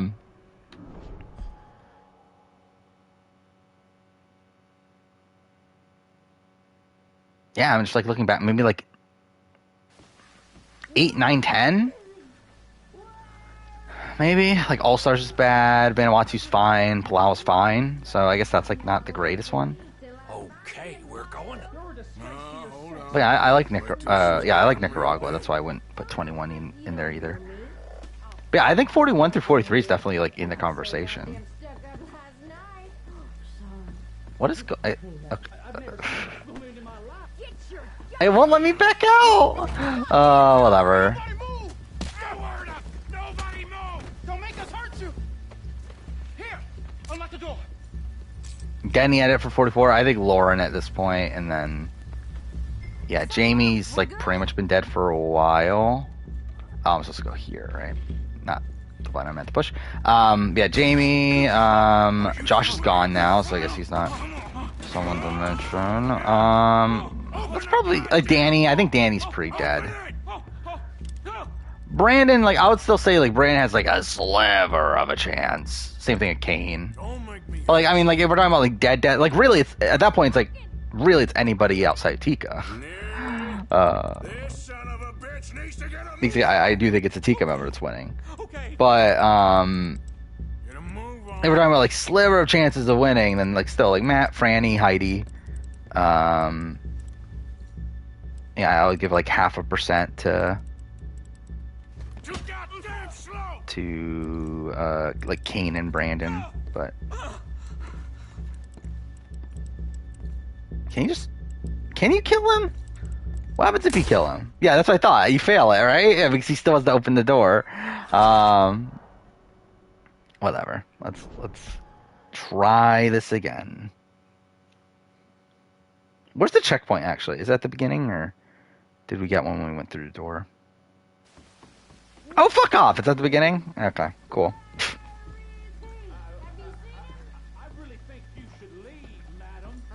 I'm pretty sure, like, so I've done, like, a casual speedrun of this game in the past, and I'm pretty sure I lost, like, a whole bunch of time because I did kill him, like, mid him opening the door, and I had to do it all over again.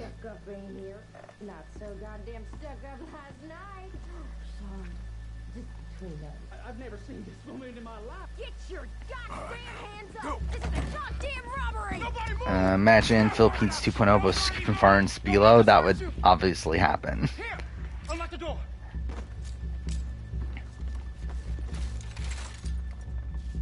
It's unlocked. I do wonder if we're like I still want a Philippines style season for 45 of, like, Bruce, I guess Matthew, and I don't even know who the third one would be at this point, but Pat, I guess, hosted by Silas. Yeah, all the Survivor greats. Well, didn't I do a casting video where, like, Silas was on it, and, like, it was, like, right before that stuff came out, or, like, I think I recorded it before it came out, but, like, the video came out after. I think it was probably, like, early boots or something, right? Or maybe I edited it. Actually, I actually think I went back and edited that one before it came out, if I remember right.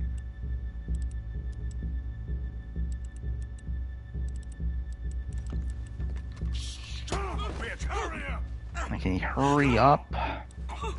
Okay. Imagine Redemption Island, Buster Rob, and John Carroll. I mean, they even want Buster Rob for the first one right away. But yeah. That is funny, though, that Redemption Island was going to be Russell versus Richard for some reason. Like, it doesn't even make sense. Like, I mean, like, it does, and, like, but, like, why was it not just Russell versus Rob to begin with?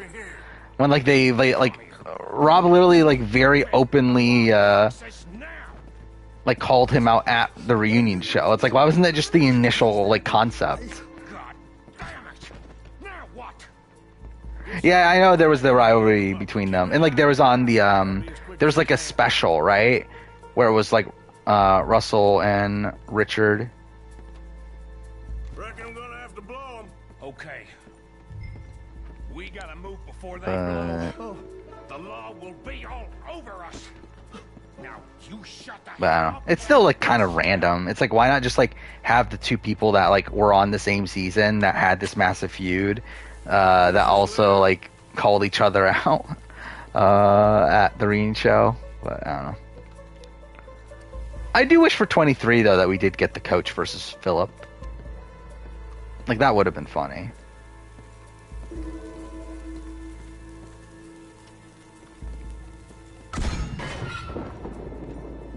Instead, we just get the most, like, random Ozzy and Coach battle. Philip did come back. Like, he's, like, probably, like, one of the first boots, isn't he? If, like, imagine Philip on Savaii. Like, that's definitely not going well, right?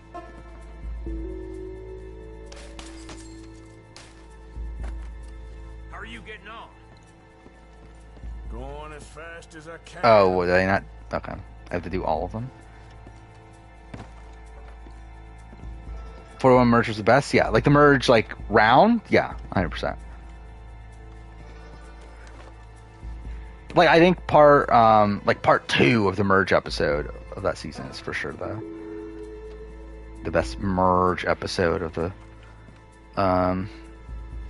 the new era. Though, for, like, considering, like, both episodes together, I would argue, like, 43 might be better. Even though, like, the actual tribal 41 is still probably, like, one of the best tribals in the new era. So I think it is the best tribal in the new era. Yeah, I think the tribal at the merge of 41 is probably the best tribal in the new era.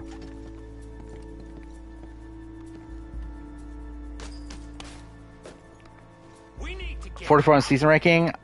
I don't know. Like, I mean, like, at the beginning of it, I was like, okay, this is probably on par 42. So, like, currently, I would probably rank it 42. I don't even know, 43 or 41. I think they're kind of back to back in my mind. This is looking good. How much longer? Nearly there. Okay, you Wait, which one's left? Maybe. It's never enough. Well, Wait, didn't I thought I blew this one up already. whenever you are.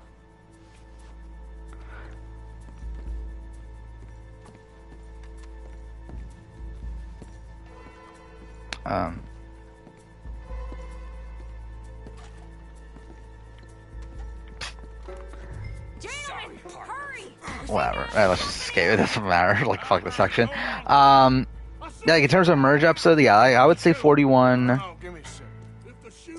Part 2. I'll go. Follow me. And then 43. Then.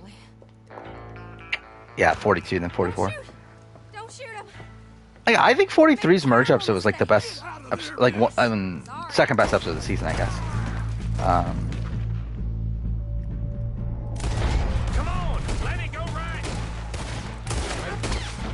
But yeah, like, I think that was like a legitimately great episode. Like, while the Ellie boot like had been set up for a while, I still feel like the episode as a whole like felt like it was more so about this like Gabler versus Ellie rivalry, and we got to see like a lot of it from like Gabler's perspective.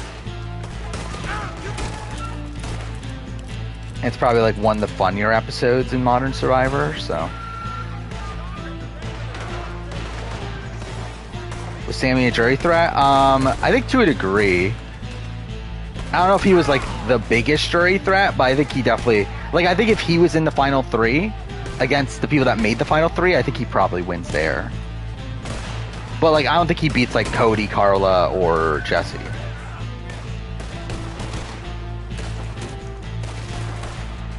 Odds of Sammy return? Like, it's possible, but it's not like the most likely returnee in the board.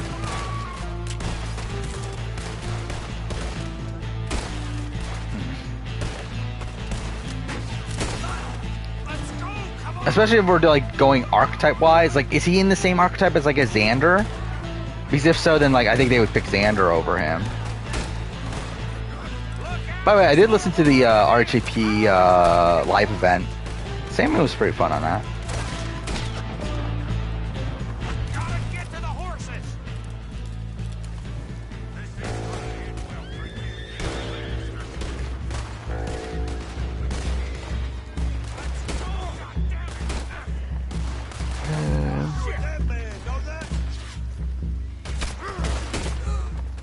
But again, like, from like what we saw of the jury, like the jury seemed to be like pro Sammy during his boot round, at least. So it's like, I think he's like kind of in this like Simon mold of like this like rootable underdog, that you kind of want to win, but you probably like won't actually vote for him in a situation where like there's a better actual player there. But yeah, like I think if he's up there amongst like these people that you don't think played that great of a game, like a Gable or Cassie or Owen, I think they would probably just give it to Sammy. What am I doing? I'm pushing on with the wrong buttons.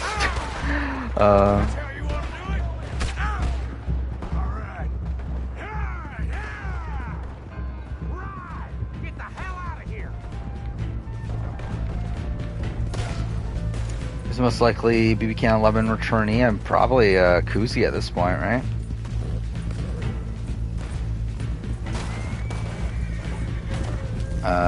Probably like Renee would have a chance. Renee and Santina, I think, would be the other two, right? What? How did I die? Yeah, I think those are probably the top three. Santina, Renee, Kuzi. I believe they're the top three confession or DR getters, or at least I know Renee and Santina are the top two. And I just assume Kuzi's up there too. Cast ranking 41 through 44. I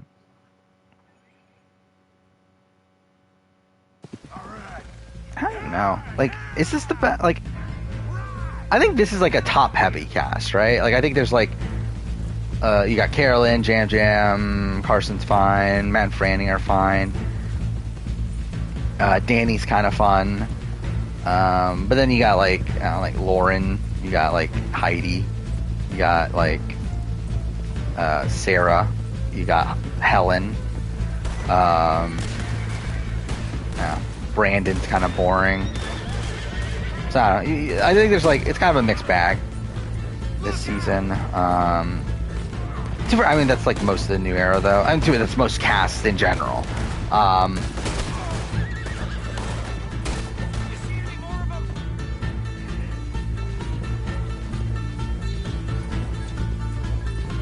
Like, to be honest, I think I would like potentially argue 41's the best.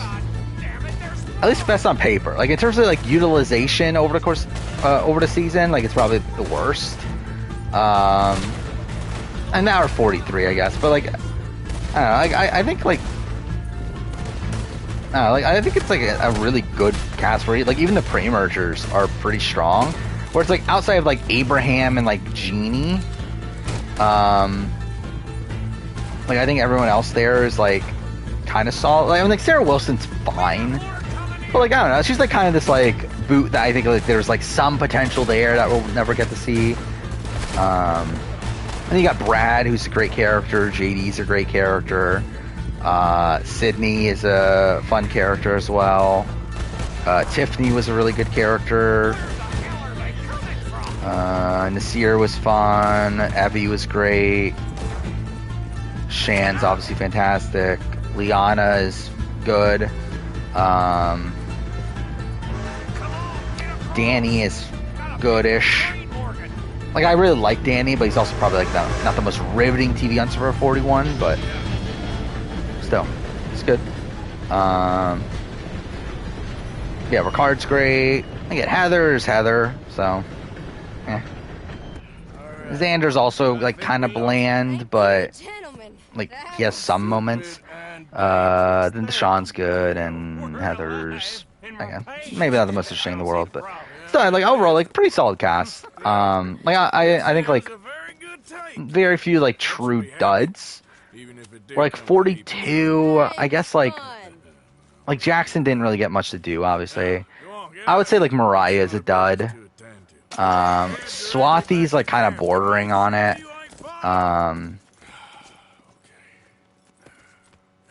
Who am I missing between like Jenny?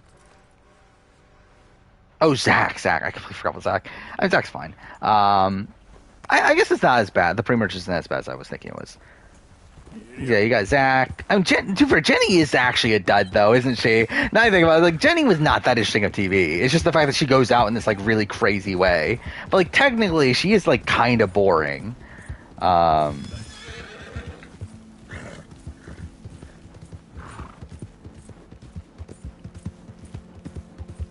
I don't know, like, the merge people are, like, all pretty solid on 42. Like, I think 43 is one that's, like, a bit rockier, where, like, you have, like, major highlights in, like, Jesse, Carla, Cody. Like Owen is goodish too. Gabler's fun character. Ellie was good. It's like I think 43 is like a super top heavy one, where it's like, but then you have like Justine, and you have and Mariah didn't get much to do, but she's also kind of just, and Nako wasn't that great. I guess Lindsay had like a fun downfall, but like Geo got like a dodo edit, so at least that's like somewhat interesting. So it's definitely like I think 43 is definitely the most mixed of the bunch. Fincher flipping on Laura. I think it's a dumb move, but it's not like the dumbest because like Fincher was on the bottom anyway. But it is like bad. But it's not like, at least it's not like him on like having like the odds in his favor and then he flips. Where essentially Cochran's is a worse flip than Fincher in my eyes. Is Xander not saving Tiff for Evie an all-time bad move? It's not an all-time bad move. Particularly Evie. Like, I think Tiffany, like, I think you just let Tiffany go. Like, what are you really going to do there? The Evie move is one where, like, that could have directly led to him getting the majority of the following round, but, like, he gets the majority of the following round anyway. Though, I think if he made that move, that would have been agency, like, that he could have claimed himself.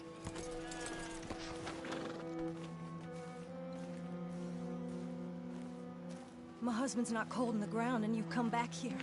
Archie, I nearly paid off what was owed. Your husband knew. Oh yeah, Danny just trying flipping on Shan makes no sense. I'm real sorry. And that's kind of why I think also that's another factor into Ricard having to make the move there.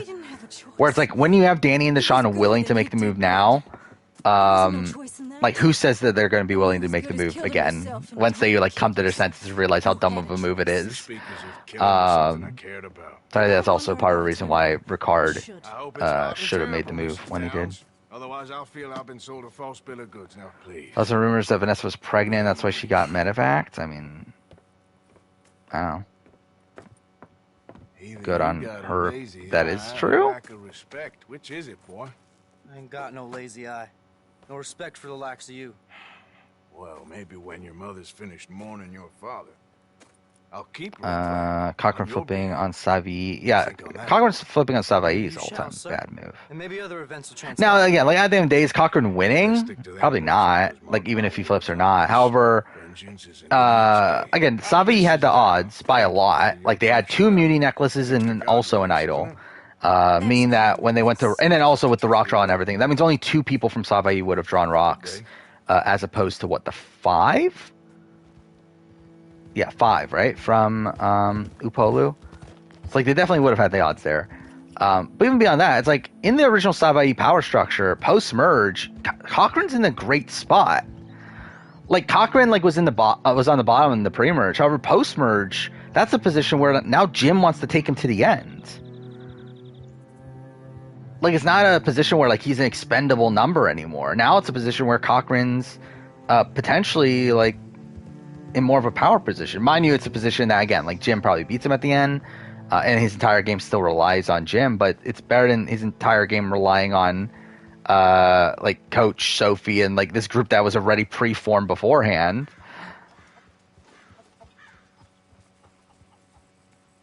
Russell flipping on Danielle, bad move. I mean, it is, but it's like he was, like, he was already losing anyway, though.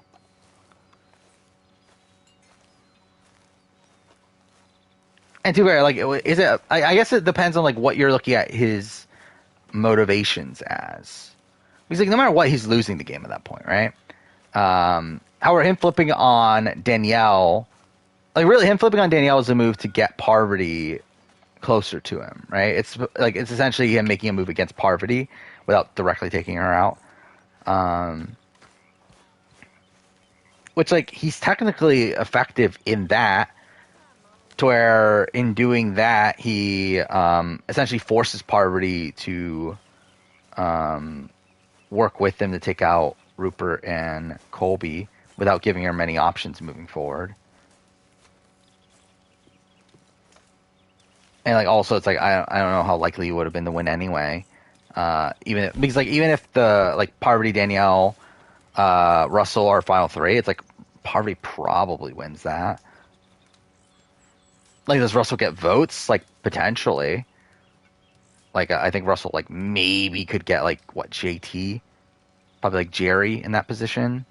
I guess it depends on, like, again, if it's a position like in the original season where like he takes out Jerry to get her jury vote and then like makes it very clear to everyone else that that's why he does it, then no. But like, again, there's like routes for him to get votes, but he's not winning no matter what.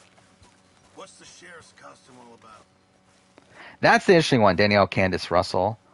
I don't know. Like, that's essentially that is the three biggest jury goats.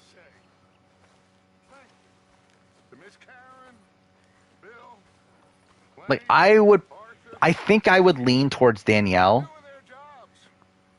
Where I think at that point they look at her as the lesser of the evils. I've seen too many friends get killed to see it as quite so fun. So where like Danielle would already have like votes for her anyway. Like she would have Parvati. She'd probably have Sandra. For Sandra had a pregame relationship with Candace, so I guess you never really know.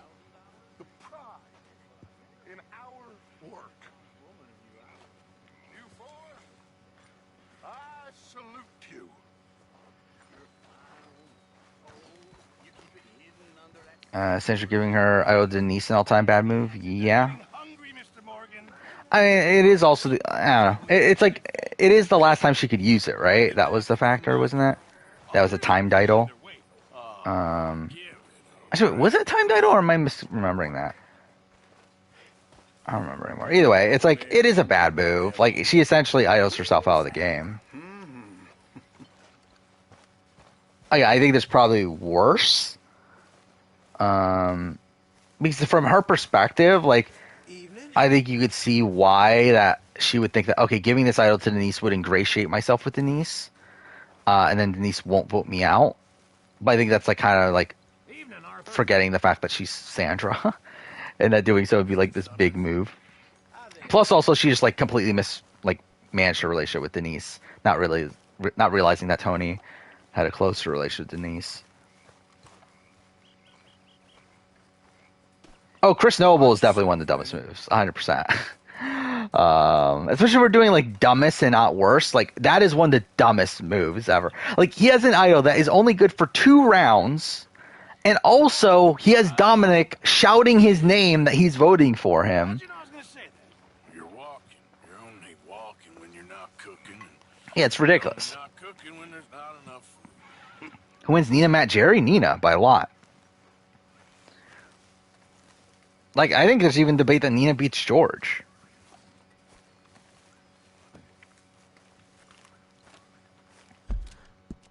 God damn it. Keeps on doing that. Nina beats Liz, too.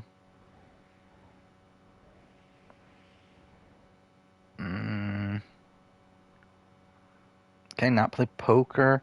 I'll be honest, I'm pretty tired at this point. So I think I'm going to be done for the game tonight, but I guess we'll play poker for this last bit. No, Jerry doesn't beat anyone. Matt beats Jerry in the final 2, and Matt probably doesn't beat anyone else.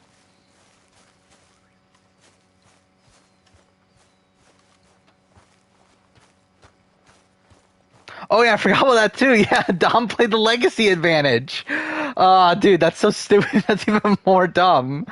That literally, yeah, his like thought process was that Dom was going home, right? But Dom plays the legacy advantage, so it's like, what other, what else was he thinking was happening?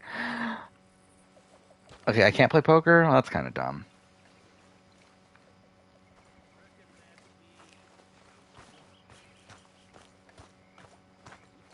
No, rumors for next AU season's Millennials versus Gen X. For some reason. I would prefer Worlds Apart, personally. I guess, too, if it's Australian, it would be white collar versus blue collar. They wouldn't do no collar. But, yeah, again, like, Millennials versus Gen X, I mean, like, I don't think it's a good theme for Australian Survivor, especially when like Australian Survivor is like so physical. And then like you would assume that means that they tone down the challenges, but it's like, are they going to though? I mean, also like, I mean, didn't we already see Millennium Gen X? Isn't that essentially Champions of Contenders 2? Isn't that essentially what that season was? Was that the champions were all older, while the contenders were all younger, and the contenders won like almost every challenge?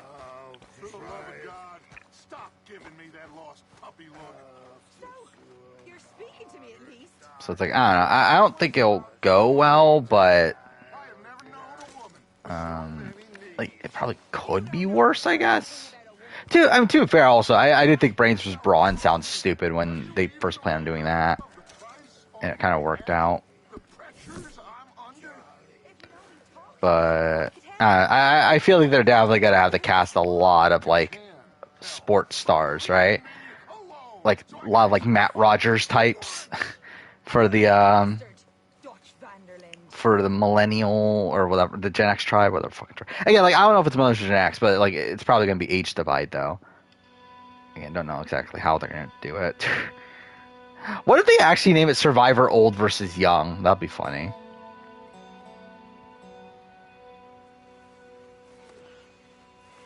If I'm doing top 10 Survivor players who destroyed a game by one or two stupid moves, not really, because I feel like that's an extremely arbitrary list.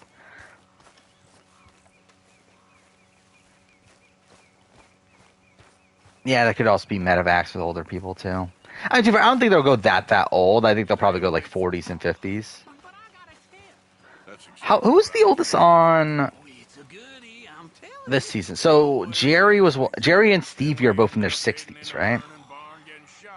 You're a sad man, Arthur Morgan. Sad man indeed. Sarah Hill's young queen of the contenders. I mean, yeah.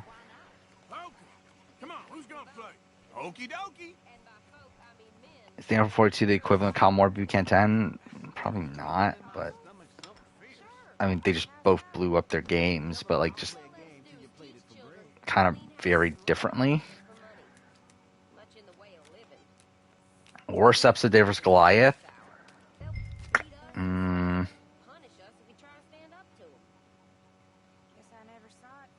Lyrsa boot, probably, right? I feel like that's the one that stands out to me.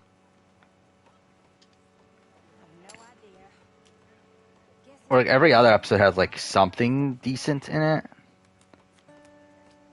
Where like the Alec boot is probably the most like the Alec boot is also like one of the more boring rounds of gameplay, but at least there you have like the notable immunity challenge. I don't think. Your loser, Colton or Zach. Probably Colton. I don't know.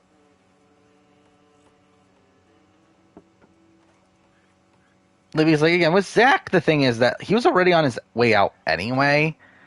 Like, all it is just stop the formal eviction, but like he was already going home anyway. Like, Colton like wasn't necessarily on his way out yet. Like, obviously if they go to tribal, yeah, they're gonna vote out Colton. But even then he would have Redemption Island. It's like Colton like definitely gave up a lot more than Zach did.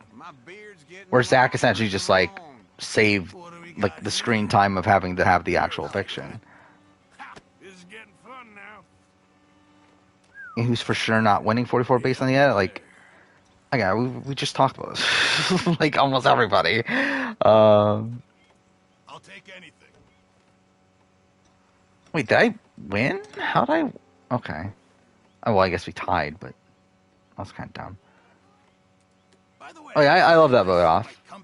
The Natalia vote off. Didn't know you had one.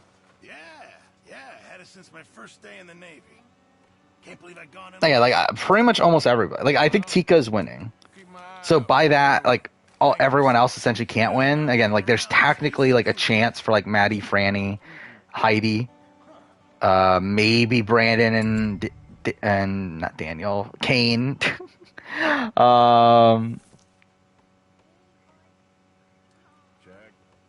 But like even them, like not really.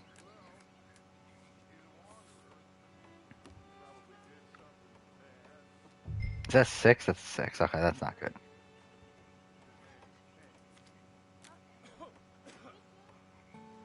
Immortals retrospective? Yeah, I'm definitely doing a fucking Immortals retrospective. Isn't there a new one coming out at some point? Or is that not officially announced yet? I think that might not be officially announced yet. I'll see you. Oh, Immortality, you mean? Okay, I thought you were talking about Immortals, the fucking Ubisoft game. Immortals Phoenix Rising. The masterpiece made by the team that made Assassin's Creed Odyssey.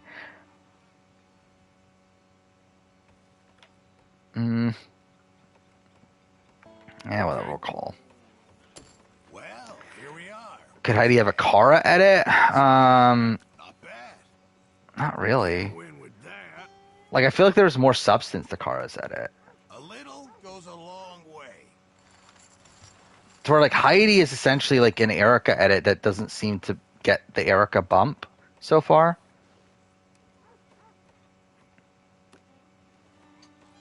Yeah, Immortality is like one of the most mid games I've ever played.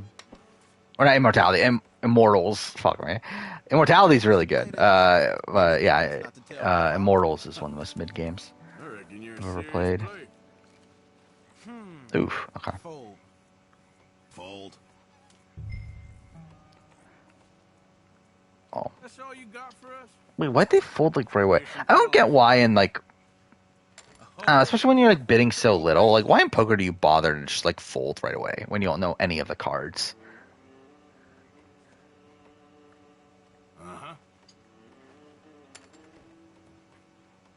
If I2 lost the final pre-merge challenge and Ozzy survives Tribal and gets their merge, could Ozzy just win out? If I2 lost the final pre-merge challenge, then they would have voted out Ozzy. Oh, so well, you're saying if he survives that, but like he wouldn't have though.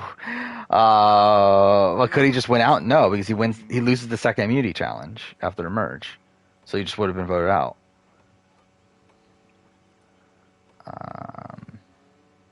Okay, well, this is pretty good now. How about that? This game might be too big for you.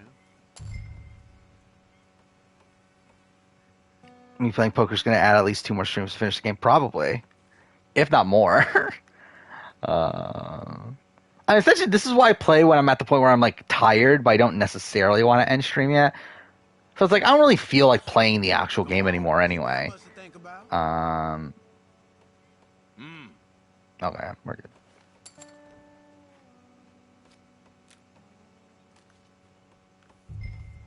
That's fine. Yeah, I literally have not paid attention to politics at all, like in a while. Like I literally could not even talk. Like I've seen obviously that Trump's gotten arrested and stuff like that, but outside that, really have not paid attention to anything. Shania higher than power ranking to Claudia. I would put Claudia higher, but barely. Like they're essentially the same. Wait, did he go? No. Why did he go so much in? What do we have here? Oh, I fucking beat him. Cool. Damn it to hell! Wow, he had almost the same hand too. Can I play Andromeda on stream again so you can watch through and see what happens in the story? I mean, I could. Am I going to? Probably not right away. Why you wanna? And why do you want to see Andromeda again? It's not like any of that's going to be relevant to any future Mass Effect game anyway. Imagine if they just pretend like Andromeda doesn't exist. I could definitely see them doing that. What you so scared of? Man, gotta play it safe. Starting to doubt yourself, huh? Yep. Wait, what did I just... I didn't even look at what I just bet. Whatever. That's pretty good, right? Nah.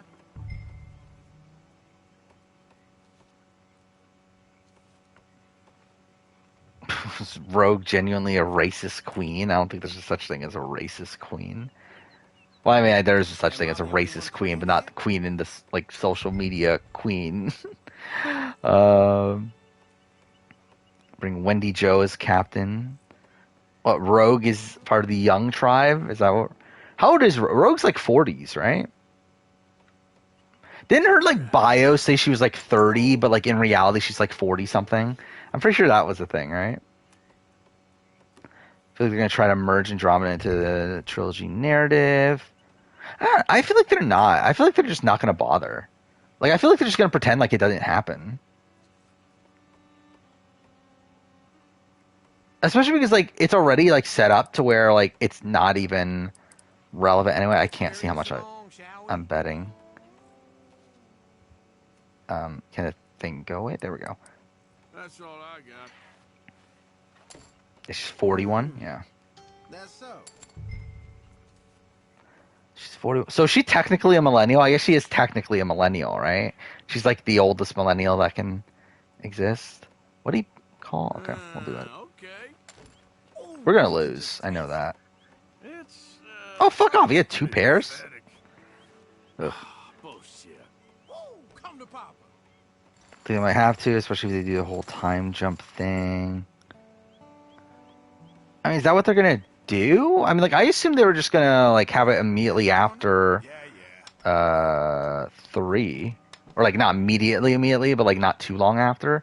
Because, like, Andromeda is, like, they leave after the events of 2, right? And then, like, that's, like hundreds of years later, right? Stuff like that.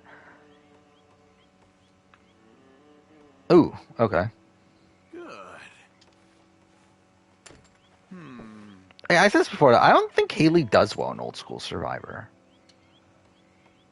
I'll check. Where I think Haley's like a bit too like trigger happy to do well in Old School Survivor. To where, like, as we saw this season, I think she just gets bored and then wants to make a move.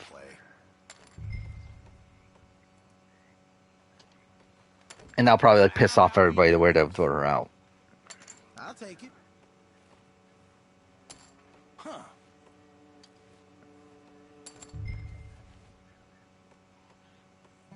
It's worth it, right? Yeah. Who's Kuzi most similar to in terms of gameplay? Check. No.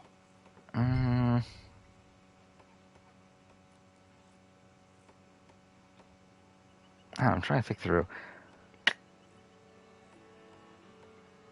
Who's like a... Like, kind of Ica, but not really.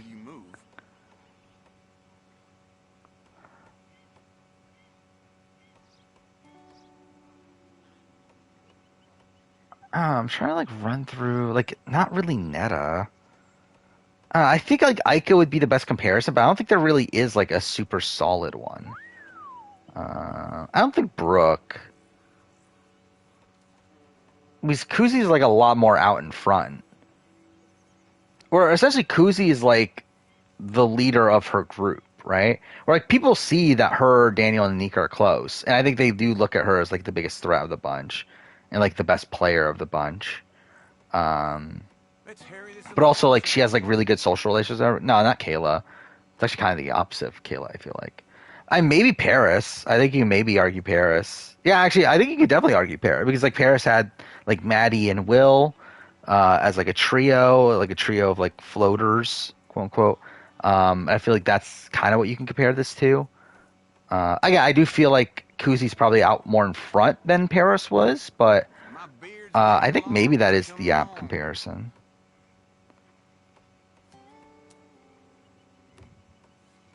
Check.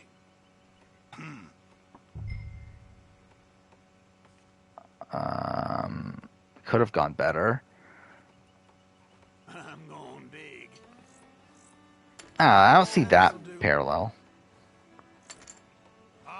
That's all mine now.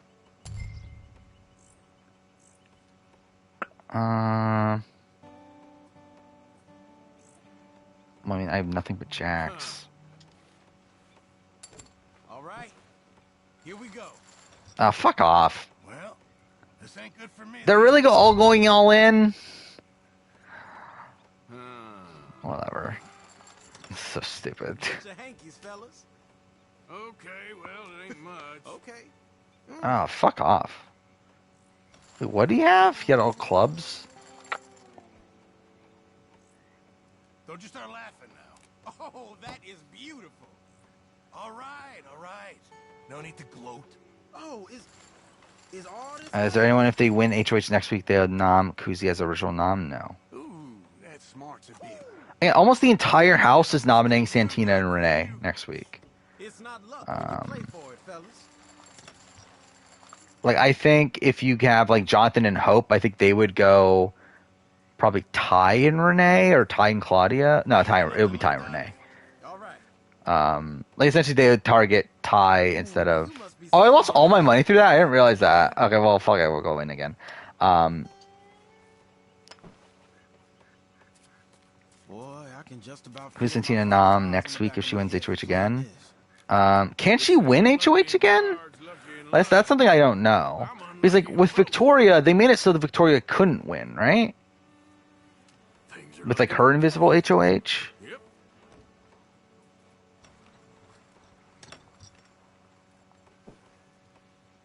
When did they say that? Did they say that on the show? You know? Because I did hear Taryn mention it, but, like... but it's anonymous, but, like, with Victoria, they made her throw it. So, like, wouldn't they just do the same thing again?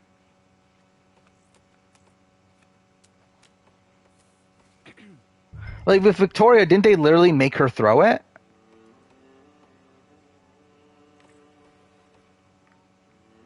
Like, they essentially had it, like, to where she had to, like, put the wrong answer or something like that? Okay. Here.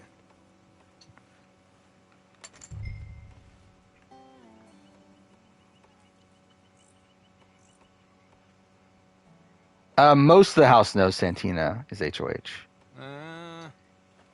And I believe I think almost everybody knows now. Because Kuzi, Daniel, and Anika told Ty and Claudia to turn them against Santina. Renee, like, doesn't know, but she pretty much knows. Like, as we saw on the show. Obviously, all of the Crown knows. So I guess at that point, does Shania know? I forgot if Shania knows. I feel like she does, right? I feel like she does, but I'm not 100%.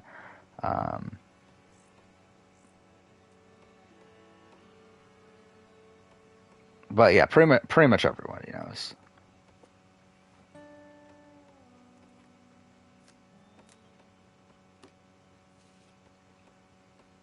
I think there's a world where twists plays out where generally nobody knows. Not really.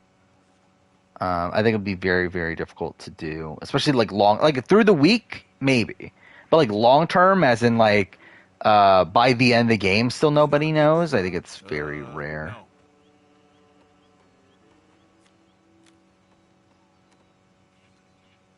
I've never said Dan was number one positioned. Daniel was number one position, and he's still number one positioned. I've never said Dan. Like, Dan's been at the bottom for, like, almost the entire season. Ain't that sweet? Oh, you gotta be joking. Really? I lost that? Mm-hmm. Don't mind if I do.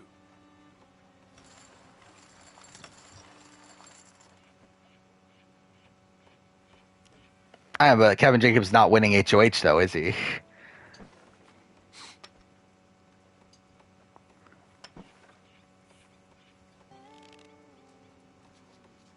You ain't bad at this, you know, for an old person. I always tell myself I'm on. Yeah, I'm talking about Daniel, not Dan that's going home this week. Yes, sirree. Oh, that's really bad. Check. But yeah, vote should be unanimous. I mean, I think the only one that, like... No, actually, it should be unanimous, because even Shania is probably not going to vote him out over... Or vote Claudia out over him, so... Yeah, it's probably going to be unanimous. You just like to watch people play poker, huh?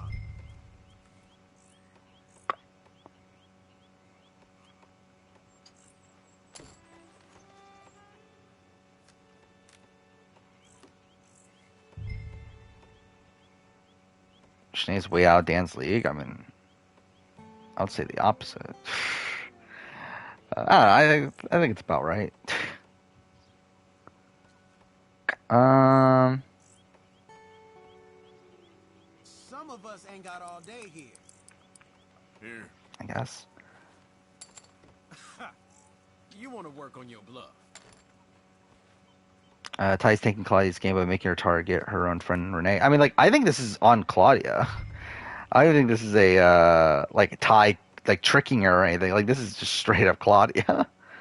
I don't even know who this person is. Who the fuck is Ivy Nile? Well, these are all like wrestlers compared to reality TV people or something. Or not even. Well, I mean, there's an NBA player, but either way. Yeah, I don't know who any of those people are. That's what I got. This is definitely not going to work out, by the way. Come on, see it. That's it. Whew, not much in it there. What? He actually wanted that? Fuck off. Okay, all right then. Is Zach worse than Kyle Moore? Yes.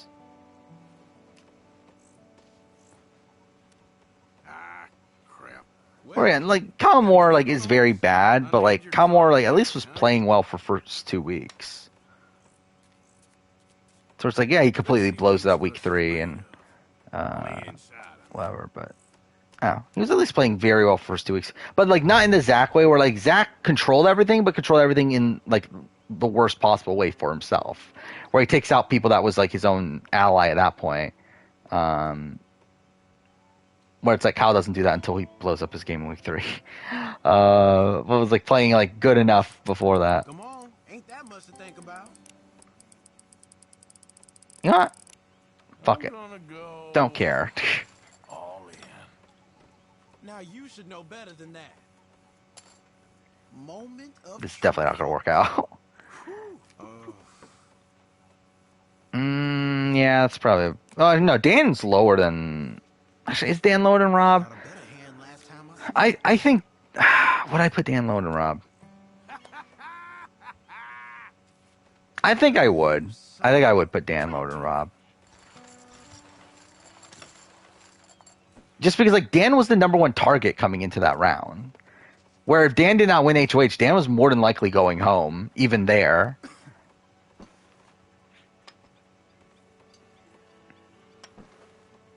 My uncle used to play this. Made me promise not to tell my father. Why wasn't Vanessa targeted by Santina week 1? Because the boys told her to go after JM.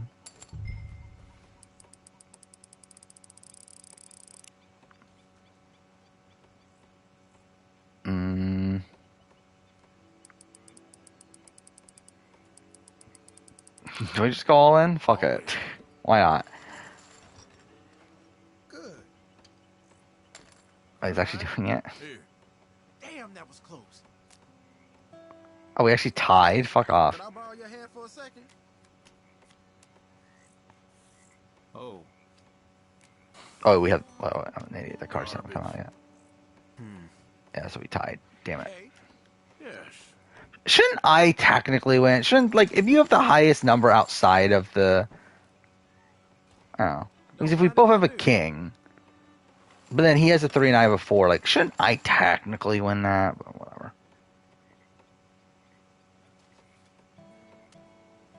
I wouldn't say Frenchie even controlled the first few weeks. He was just the first HOH. Like, it's not like a position where, like, he was actually in a good position. No point trying to bluff you. It's not like, yeah, like Kyle Moore is like someone that like was literally like at the center of everything after weeks 1 and 2.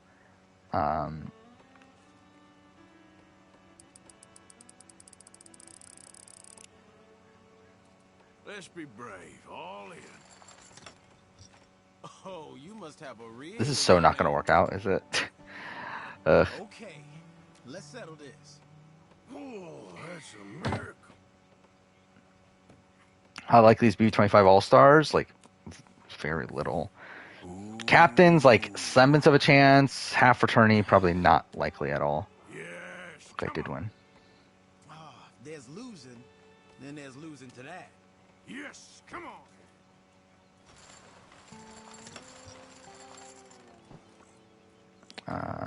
Crown's gonna last 2 weeks, potentially. I think like really at the end of the day, it's like the Crown's not like it's not fully a real thing, right? Because like in reality, it is the shady bunch that's controlling things. It's just the Crown is the alliance that they are loyal to right now. But they obviously have like other offshoots, like they create a deal with Ty and Claudia, and then they have like other connections. But it's like, There we go. wait, how'd I just win that? Oh, he folded right away. Okay.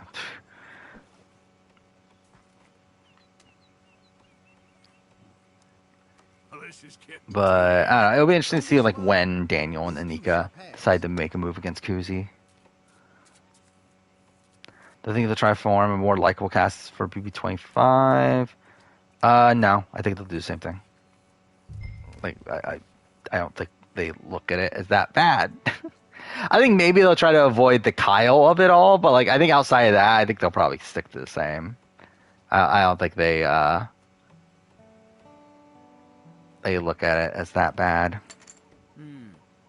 Check.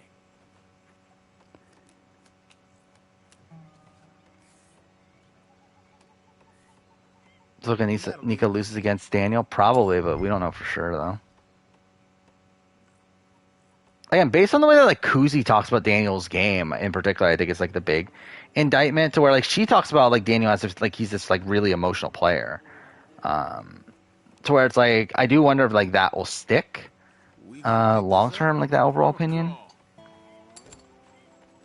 Then again, like Anika also is like talked about as if like she's like too loose with information, that sort of thing. So like that's also not good. That's all? Ooh, real exciting stuff.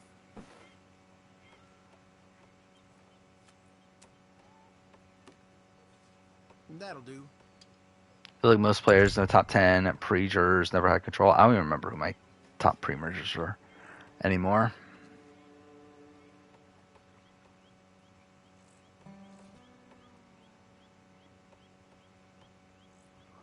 I remember Brittany and Michael, I sure don't. I remember them kind of. Like, they existed. I remember that. All right, then. Moment of truth, folks.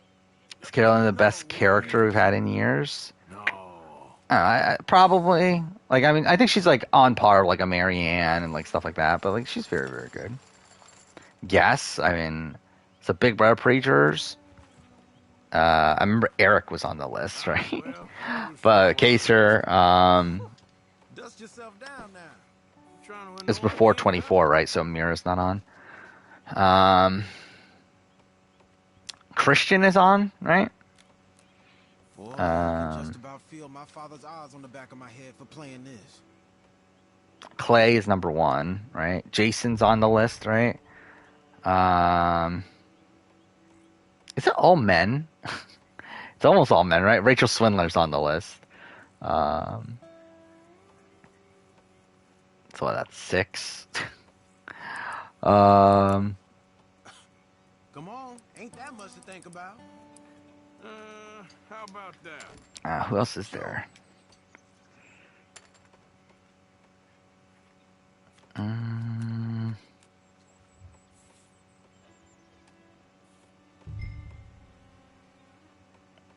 I'm really just like blanking. Who else would there even be? Swaggy? Swaggy's on the list, right? So that's 7.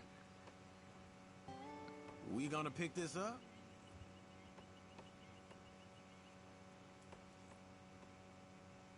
Yeah, I generally don't remember.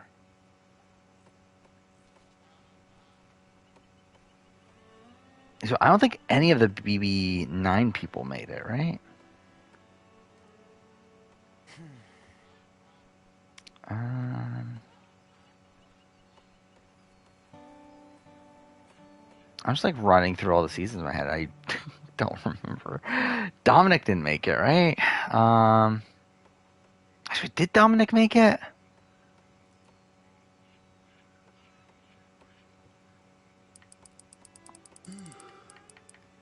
Actually, what are my cards? Oh, that's actually decent. No? Yeah. I didn't think so, but I was like...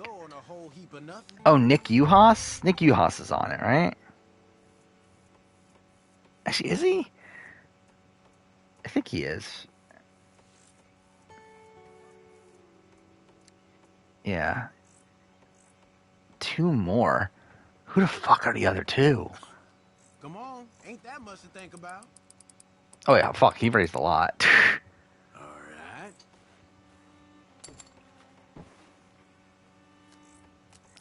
Is Renee's Boutte queen? I mean, sure, I guess. Who else is there? 2 more people? Oh, David Lane. David Lane's on there. So yeah, who's the last one? We gonna pick this up? What? Who is the last one?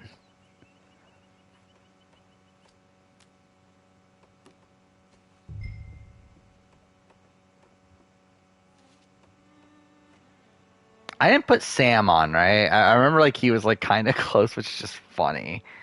I said his name already. Come on, ain't that much to think about.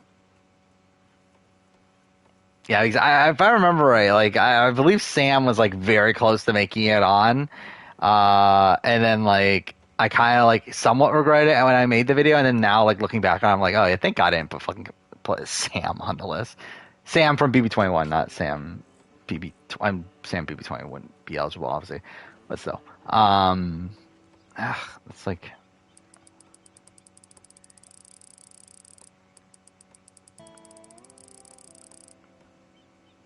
69, why not? Time to take things up a little. Yeah. Yep, there. Oh, so his... Okay, wait.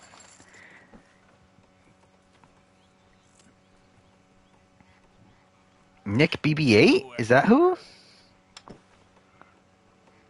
Is he on the list? I don't remember. Okay. You're fine, just a little more. No, I haven't watched Argentina yet. I'll probably wait until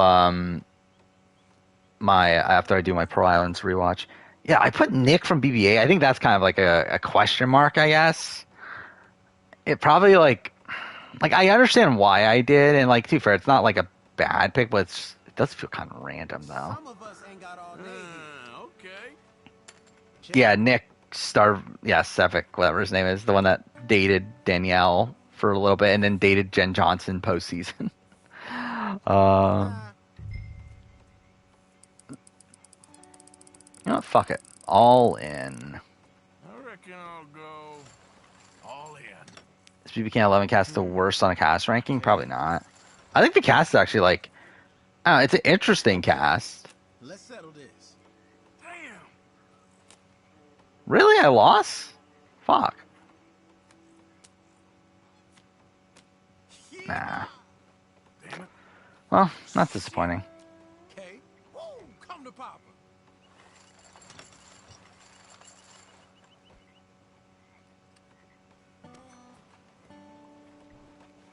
From good to better.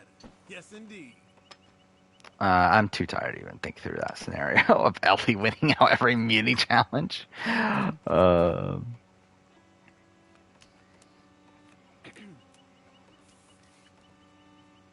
I think it's too early to rank seasons. Like I don't think I can genuinely rank BBK 11 after only like 4 weeks. Like so far, it's like fine. It has potential, but.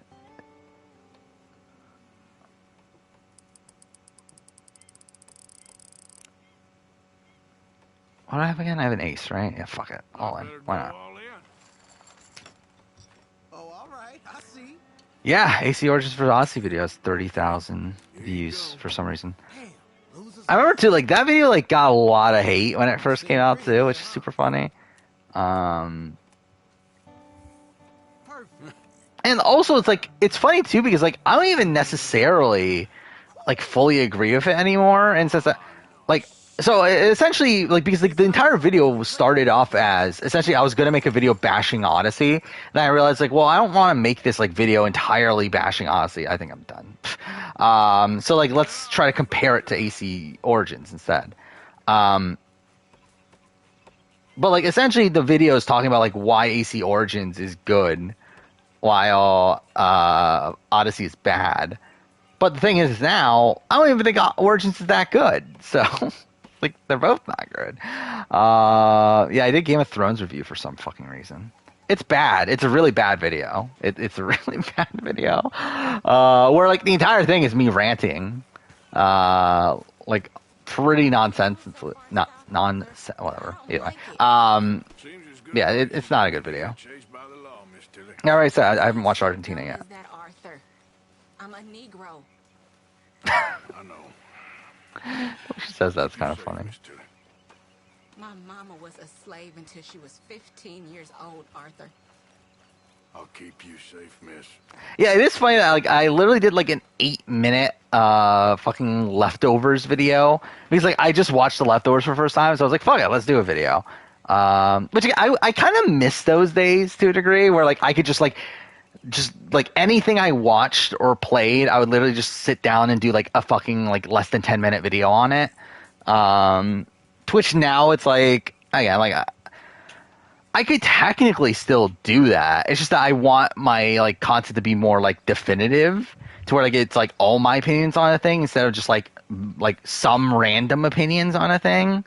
We're stuck in the shit now, Mr. Morgan. In the shit. We're drowning in mud. For MPV side, but like I don't know, a lot of people. I'm sure. I think Kiki's probably like the big one. I mean, Kiki, Danny, Sarah, Kaz from a competitive standpoint, TV wise, she's kind of boring though. Who else is there? Zara would be fine. Oh, there's like a decent amount of people. Where'd them all be? I don't know. Like, you can't even rank her. We won't know anything about her game. Like, she wasn't even there, essentially.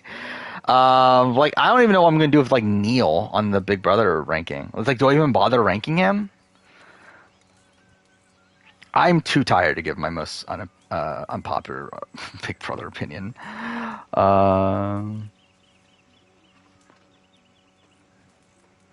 Yeah, all my early videos are so short, which is just funny at how like progressively they got longer and longer over time. Or like what my Edge of Extinction review, which at that time was like a pretty extensive review. Even that's like what, like 30 minutes. So yeah, it is funny how just everything got so much longer. Yeah, like comparing like my Game of Thrones review, which is what, like 10 minutes, to my fucking Last of Us review, which is an hour and a half. Like obviously that's the major difference there. But yeah, all right. I'm fucking tired, straight up. Like I think I'm gonna call it a night. Like I've been trying to fix my sleep schedule, but it's working pretty well. But like obviously it does lead to me getting tired earlier on stream now, which is kind of a bit of a downside. But either way, so we'll be back on what day is it? Sunday. God damn it. Again, I'm so fucking tired. We'll be back on Sunday. It'll be Easter, so that'll be something. We'll have a USA 2 cast. We can talk about that. BB Can mid-season power rank will be out. That's pretty much it. I mean, like, I'll probably get a decent ways through my Piranhas rewatch, if not be done with that, so we can talk about that. And yeah, that'll pretty much be it. So yeah, can't believe I did a 1 hour BBU review. Yeah, don't know how that like continuously got longer too. I don't know what I'm gonna even bother doing with this year. I don't even know if I'm even gonna bother doing one, but we'll see. But anyway, yeah. Actually, I might as well save too while I'm here. God damn it! I keep on going to the wrong menu. It's fucking in story, right? For some reason. But either way, yeah. See you guys next time.